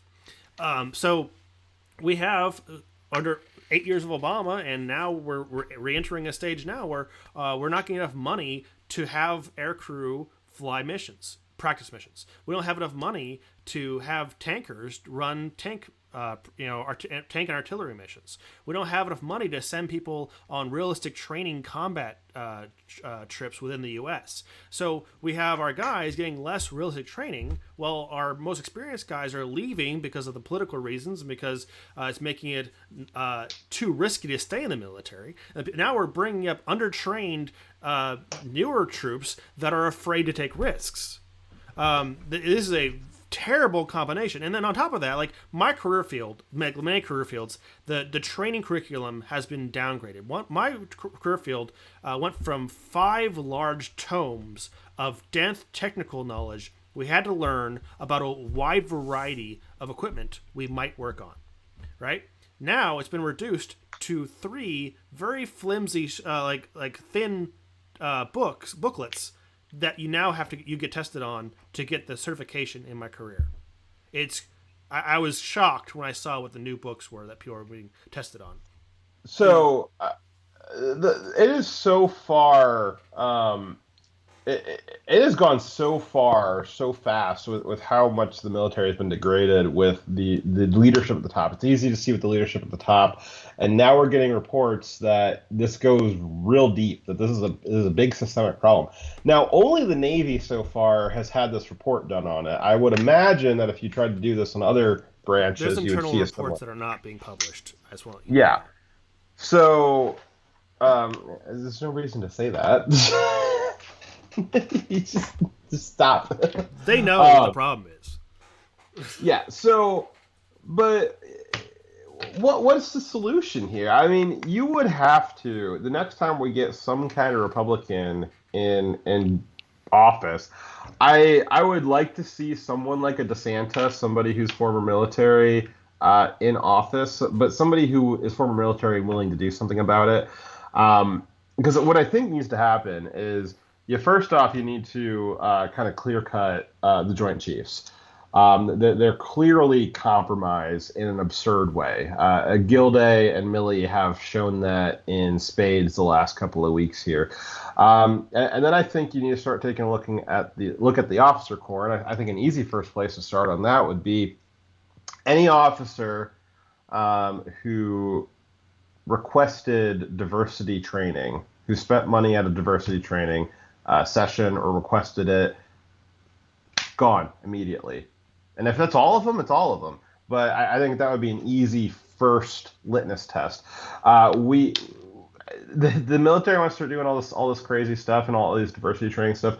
All right, that's fine. We'll use those records. And one of the things the military does pretty good is that they keep good records. So we'd be able to see that, and I think that would be a good first route. Following orders is not an acceptable excuse, by the way. Huh? Oh, I was following orders, not an excuse. No, you knew it was wrong. What you were teaching your guys was wrong and detrimental to the military. You should not have a command if that's what you're willing to do. Yeah. So I think that would be an easy first step. And it sounds kind of radical. Sounds pretty. Fox, do you really want to hamstring the military that much? They already have. The military.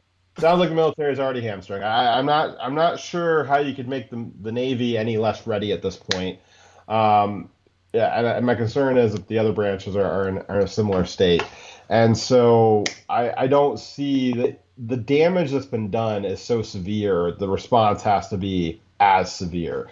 The other issue here, too, is I think that we've become aware of a lot of these problems within the last couple of months. I think that there is this perception that the military was one of the last institutions the left hadn't compromised. And, really only in the last few months here, the left's really gotten a lot of compromisations into the military, when it's pretty clear some of the stuff's been going on for many, many years at this point. And we've got a lot of representatives, a lot of Republican representatives elected to Congress that are former military who know about this stuff, who've seen it firsthand. And we didn't hear anything about it until just this past year. There hasn't been any kind of, action done on it, any kind of whistleblowing on it. That's real concerning. That's real concerning. I think some of this stuff could have been taken care of during the Trump administration, and it wasn't. There wasn't the, I don't know. There's a lot of stuff. We had a lot of opportunity from 2016 to 2020 that was just absolutely squandered. The military had people in Congress that were there that could have been talking about this, could have been representing them, and they failed. Love Dan Crenshaw, but where the hell was he at? He wasn't talking about any of this stuff. I know he helped with this report here, but he didn't set up any hearings when we could have had hearings for the Tom Cotton, a lot of people. This is not something that we can kind of slowly fix over time with slow, easy movements, just kind of waiting people out until they retire. No, at the next available opportunity, we have to have real hard, real deep cuts into who is in leadership positions in the military and have some kind of real rapid way of replacing them. And I think an easy way of doing that would be, again, pick out a few easy litmus tests of, well, obviously the Joint Chiefs got to go. Obviously any officers looking for diversity training got to go. There's probably a few other tests that you could do real quick to identify, all right, these people are immediately out. Did you read the reading list? Yeah. Well, which that's something that would end up on records as a personal accomplishment. Which is crazy to me. Yeah, so you'd be able to look through that. Again, military are real good at documenting stuff, so you can just pick out a few different things and find out the documentation for that and say, okay, well, you're discharged. You are clearly a subversive element to the military. And then how do you replace them? I think equally as easy, you can look at the people that were dishonorably discharged for various nonsense or retired prematurely, do some interviews with them, figure out who left because it got too woke, and say, hey, it's going to be different. We'd like to invite you back in a leadership role, reinstate them, give them rank.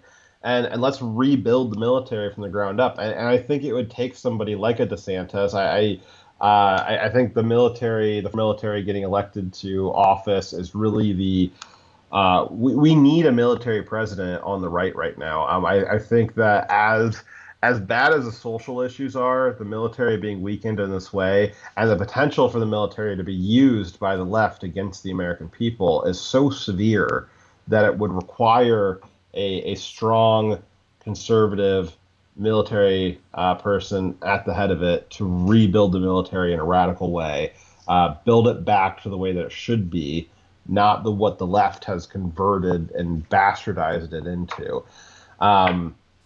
Is that going to happen? I think no. I think even someone like a DeSantis or somebody we wouldn't even know about, I'm just not seeing the motivation. Yeah, Vo Dyer. I'm just not seeing the motivation or the seriousness from the Republican Party, even the ones that purport to be serious. I'm not seeing the sense of urgency, and we never do. We never do. The left has a sense of urgency all the time. They have a sense of purpose. They have a sense of utilizing power when they have it. And the right just does not. Conservatives just do not. Now there's been a lot of recommendations from the left and former walkaways as to how the right should be using that power. And we've had our issues with and critiqued those recommendations, but I think using that power to convert the military to be the military again. I think that would be perfectly fine. I think using the power of the government to not censor people would be a perfectly fine way of doing that. There's a lot of things that could be done, but I don't know. The right just lacks a lot of willpower once they get into office, and it's unfortunate. I don't know how to solve that because they all the new ones always lie to us. All the new ones are always, oh, I'll be different. I'll actually do something, and they get in the office and they don't do anything. I don't know. What do you think, Dyer? Well, I know that both the Army and the Air Force and the Navy, so all three, have made public statements in the last first part of this year that they are pivoting to the Pacific with the focus on, instead of whatever the hell we have been doing, focusing on dealing with a near-peer adversary. So they're saying that we are preparing for possible war with China, or at least showing that we are capable of doing so, even if we don't intend to, right? Because we need to look like a credible threat to them to dissuade them from taking kinetic action or imposing on our allies. If we look weak, like we do currently, basically that's an admission that we look weak and we're not capable. They have all three branches have identified that we are not currently able to win in a near peer or peer conflict, or we would not do well in such a conflict. We're not prepared, and that we need to spend time and money training to be prepared. And that's what they're saying is is a problem we need to solve. But when they are saying, how are we going to do this, they, with a straight fucking face, say that it's the diversity and inclusion training that is their answer. I think we have a problem. Yeah. I can't help but think that this is similar to how like North Korea would view its military, where they kind of the propaganda is that it's the greatest military in the world, but it's so clearly not. And my concern is that the U.S. military is quickly running down that trail of, we got a lot of propaganda that says you guys are the best, but the evidence is starting to get thinner and thinner, unfortunately. Yeah. Dyer, you're the best. That's all that matters. I have sacrificed so much fucking time and energy, blood, sweat, and tears to the military, right? It is really, really frustrating and discouraging to see this happening to it, right? And they are trying so fucking hard to make me leave on my own, right? They don't want people like me. They don't want people who focus on getting the mission done. And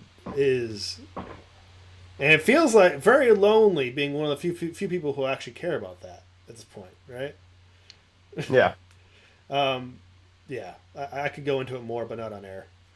Yeah. So, is that our last story? I believe it is. All right. It's been a long show. And yep. I'm sorry it wasn't all, happiness, wasn't all roses. It's a lot of bad information for this last week. It shows that our government is corrupt and our military is weakened and our institutions are falling apart because of mismanagement. And it's not good information. I'm sorry about I can't bring you better stuff. And I hope you guys can forgive us about skipping last week and having a rough stream this day. Yeah, my fault because I moved. Crowder gets to take off a whole month and have heart surgery, and it's okay for him to do that. But we go away for a week and everybody panics. It's just because you guys love us more than Crowder's team loves him, so it's okay. We'll accept that. I anticipate having my stream setup rebuilt to a workable, not back up to 100%, but back to a workable solution for the show next week. So we're hoping to have a smoother time then. But until then, Direwolf. Yes, Direwolf out. All right. Javiz signing off. No, I gotta click the button. I know. It's so much work. Do you remember where it's at? I mean, it's on my Stream Deck, but I mean, I gotta reach over to hit the button. You put the offline on your Stream Deck? That's bold. Damn, I wouldn't put it there. That's dangerous. I want to make sure I have to like deliberately click it. But see, the benefit of having it on the Stream Deck is I could accidentally stutter click it and like not really have it on, or start another stream, or also because